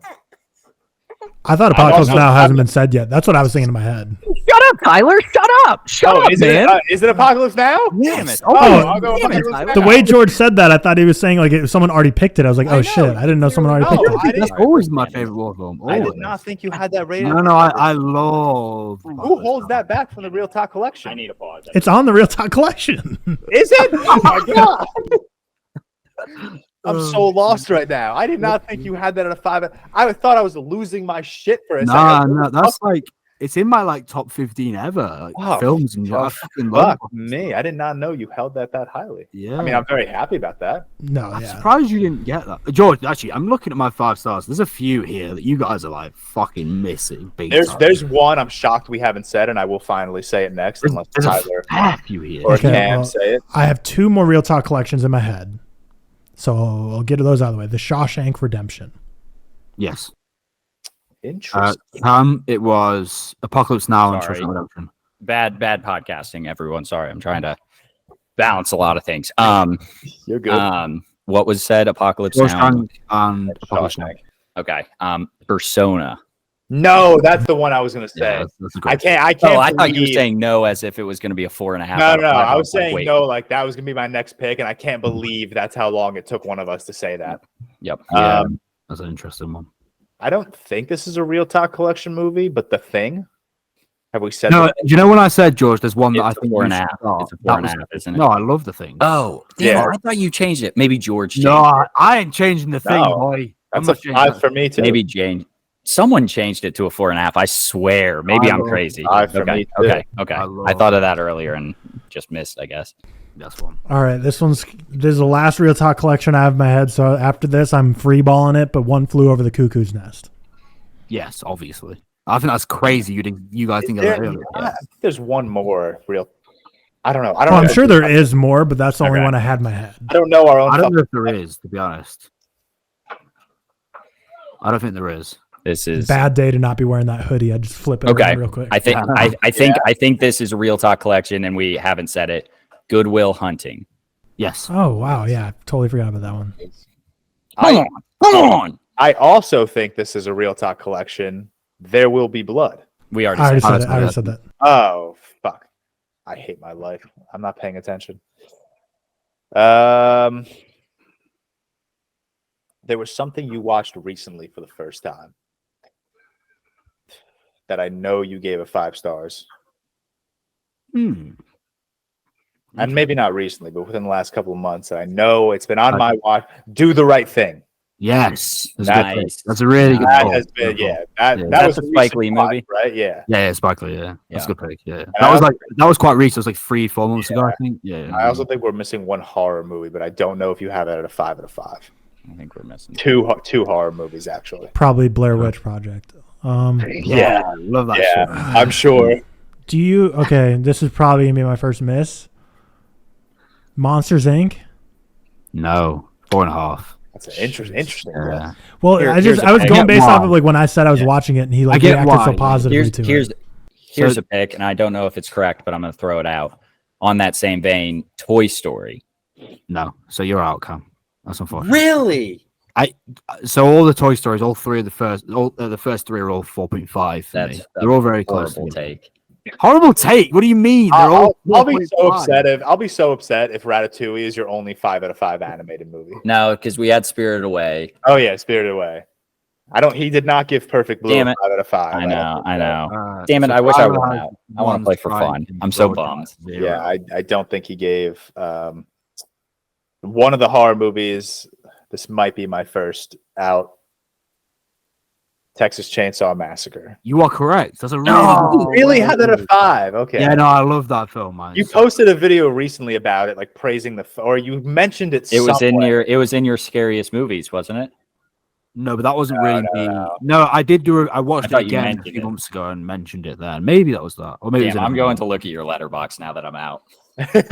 Yeah, but don't say anything. I know, Don't say anything, obviously. Thank you. Like, Tyler. What Drawing else did this- inspiration from the posters behind me, I'm going to go with another Thomas Vinterberg movie because I believe someone already said another round, but I think you have The Hunt also at 5. I do. damn it! I was gonna say Good that, but I didn't pull. know. Do you Yeah, have that at a great pull. 5? Yeah. Good pull. That's a really good pull. That's a good one. The other horror movie that I was thinking of was Get Out. Yeah, I do actually have Get Out of 5. That's a good Damn pick. it! Damn Yeah, it! yeah. So These are all great picks. from here I'm lost. There's still, and Cam will say it, there's still like a few. Wait, did Are I say they, like- did I say The Hunt and then George said Get Out? Or who just said Get Yeah. Out? Yeah. Okay, yeah, so did we yeah, skip over Cam? Oh, no, Cam's out. Shit. Cam's out. I'm Cam's out. I'm Cam's out. These are great pulls, though, that I should have known. Speaking of picks. great polls, this one I don't know for sure. But I'm thinking back to an earlier episode when you talked about this as one of your favorite seasonal movies of all time. Home Alone 2. You are Nice. correct. Wow. Great What pick. the fuck? Great That's pick. your number That's one Christmas movie, no right? way. It is, yeah. That's a great pick. That is That's a awesome. great pick. It's a Yeah. fantastic. Oh my god. I didn't think. I thought that would. Oh, definitely not I be think gone. I have one that I want to. No, definitely not. Never mind. All Ignore right. it. I also think I'm pulling this one out of my ass, but I'm pretty sure you've mentioned that this is your favorite or one of your favorite coming of age movies, School of Rock. Yup. That's really unfortunate. No! I dropped that like a month ago. Did you really? 'Cause I haven't seen it in a couple of years. That's It's the crazy, 4.5. Damn. Oh, to be fair, George, you only got one strike. That's your first strike. I know, but I really thought that was such a Yeah, no, good it was. pull. It was. So is it one was. strike to one Ah. strike? Yeah, 1-1. Yeah. God damn. Damn, I I'm was so actually disappointed. Is in it 2 myself. strikes and you're out or 3? 3. We did 3. So we both have 1. So we both have 2 more There's a lives. few more. but, like, Annoyed. I only have There's 2 a more few in my more. head, but I'll try. So I'm really trying to think. I think I'm worried this might be a 4.5, but I think you rewatched it and gave it a 5 on rewatch. And it's shout out to real quick episode like 17. I don't know. Blowout. It was a 5 on first watch, so it's a great pick. Another Oh, one I- that you dropped. I thought you're. Wait, did you drop it? No, it was a 5 on Oh. first watch. 5 on this. Okay. Oh, The way you said it that is a sentence, I thought you were 5. saying it was a 5 on first watch, but Yeah, I dropped you, it. like, No, I lowered mean, it. because you said it was on rewatch, it was Right. 5 straight away. Yeah, just So because you rarely get 5s on first watches, so I was It's worried. good. Okay. That's a good pull. That's a really, Ooh. Seth gave a 5 on first watch to Tar. I did. Yeah, you did. No, it's the You did. last Great one I job. had in my head, dude. Yes, he did. Yeah, that's a Great good pull. job. Good pull. That is a really good. I didn't think anyone would get Okay. I didn't know if you had lowered it or not. That was No, literally no. the last But one I had yeah. in my head. I remember that letterbox review. You even wrote something like, "This is a movie that reminds me what I love about Yeah. movies," so, Fucking love or Tom. some stupid shit like that. Shout out How Straw dare Hat you. Goofy, giving it a 1.5. Yeah, Um, illusion. So, okay, I'm going to just pull this out of my ass. So, we got Spirited I'm Away. really thinking is Before Sunset the only movie in that trilogy he's given a 5 out of 5? Oh, that might be worth a gamble. Yeah, that's what I'm. But I'm going to take a gamble on another Ghibli film. Ooh, Your Name. That's not Ghibli, is it? it's not Ghibli. Oh, But it is a 5 though. But is it a 5? Yeah. Wow. No, sorry to it's- Studio so there you Ghibli go. for giving you credit for that amazing film. Damn. Yeah, I didn't fucking know you had that rated. No, Your Name I think is amazing. It's a great film. Shit. George, I need you to think like really obvious here as well. I I have one in my head, and I know you praise this actor, but I don't know if you hold this movie to a 5 out of 5. That's my problem here. Well, if you want to risk it, you've got another strike after. Tyler's cheating. Tyler's looking at a movie board. I got That's crazy. 100 movie posters back there, but that's it's honestly crazy. my eyes aren't good enough to read those small texts. So I don't know. All right, That's crazy. I'm taking a shot here. This might be my next strike because I don't know. I don't know if you have this at a 5 out of 5. The Silence of the Lambs. Yes, that's the Nice. obvious one. That is. gonna be honest, thought not it was that one was already selection. taken. I don't think it was taken, but my mental, I was like that. Oh, that was taken. Yeah. Okay. I was like, so Collection. I didn't know you rated that a 5 out of 5. Yes, in the Oh, collection. man. There's one on here we should have gotten. Is it on the ReelTok collection? No. Is it like I just think he's stupid talked obvious? about it a bunch. So do I? just think he's talked about it a Shit. Do I have bunch. one strike or 2 strikes? You've got one. You both got one. Oh yeah, because Your Name was right, but I just said the studio name wrong. So maybe we should mark you down for calling it a Ghibli film. Oh, No. There's a ton on here I'm really upset about myself. Yeah. See? There's one that I'm surprised we haven't mentioned, There's one here. and I think is on the Real Talk collection. If Say I it then. if I think. Well, is it my turn? Oh, no, it's Tyler's got No, it. it's mine. Yeah, Tyler's got it. Shit. I will genuinely be surprised if this one isn't on the Real Talk collection. I'm gonna just take a gamble. Before Sunrise. No. 2 Shit. strikes. That's 4.5. That's fair. I have it at 4.5. No Country for Old Men. Yes, obviously. Yes, that's such an obvious pick. Two Damn of it. this shit. That's crazy. I don't know the collection, bro. I don't know our own guy. No, That's that's not on the right. collection. That movie. Is I not don't on. know. Do you have What a take. Mulholland What a Drive take. at a 5 out of 5? It's not your go, George. Well, we're done. No, No, I still have one more life. Oh, I thought that was two. You have no. Tyler has one more, and you have 2 more. Oh, we're doing 3 lives. Yeah. Cam got 3 lives. Yeah. Oh, well, my there's bad. a few more that you haven't got, to be honest. All right. Well, ignore my. So he definitely doesn't have any Star Wars. Doesn't have any comic book movies other than The Dark Knight. Do you want me to answer that question still? No. I'll maybe say it again. Interesting. Okay. Maybe Tyler will answer it. So in case the answer is no, he'll take a hit. Yeah, my mind's failing me here. I'm not getting anything from this. I was just okay. So my mind here's a thought process. I was thinking, what's a French film? Because I feel like he likes French films. I was thinking movies with countries in the name, and then it led me to your home country. This is England. That's a fucking great pick. That's a really That's good. that's soccer inside the guy. mind of a master. It's Oh, man. What the It's, fuck is this? Is um, England? It's a coming of age movie about skin About England. fascism. I've had it on my watch list forever because every It's time he like- mentions it's it, like I a make a note to political- watch it. It's like a political coming of age film. It's amazing. It's amazing. Amazing. That's a really good pick. It's a really good. That is a pull and a half. Now, George, do you want to? I'm confident enough in this pick. Mulholland Drive. No, No, did you ever have that at a 5? it's a 4.5. It's always been a 4.5. Really? Yeah. So you got 2 strikes. Is it 2 each now? Shocking. Yeah. Yeah. For some reason, the only things coming to my mind are animated movies, and I just feel like there isn't any more 5-star animated movies for Seth. Oh, I doubt it. He doesn't give The Departed a 5, which is No, Cracked. because he's lost. No, I did, but I dropped that recently. Like a few months ago, anyway.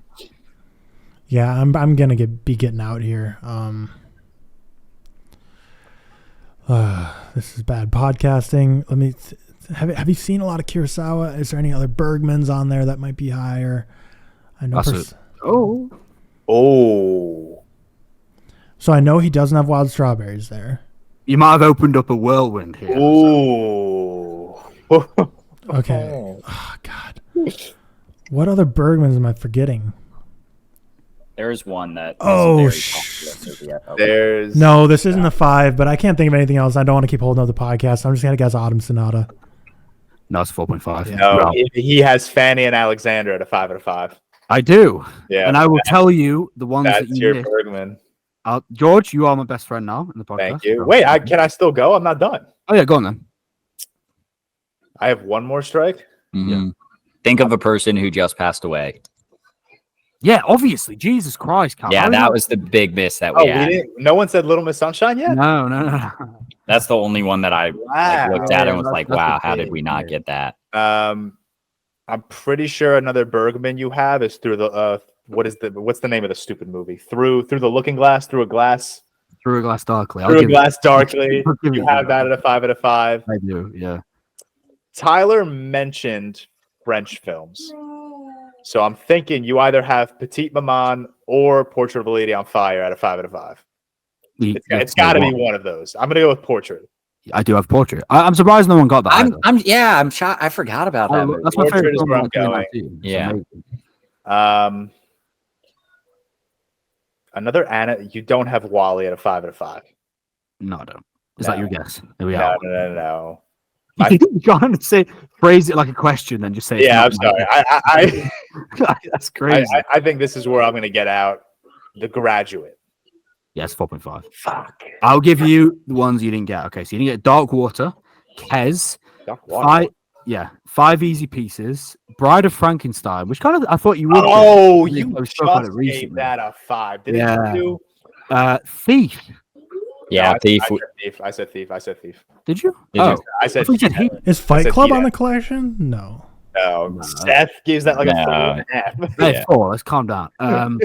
Dogville, Battle Royale, Lost Highway, which I think you should have got because I mentioned that on the Q. Oh, did we say this? What did we say? The father?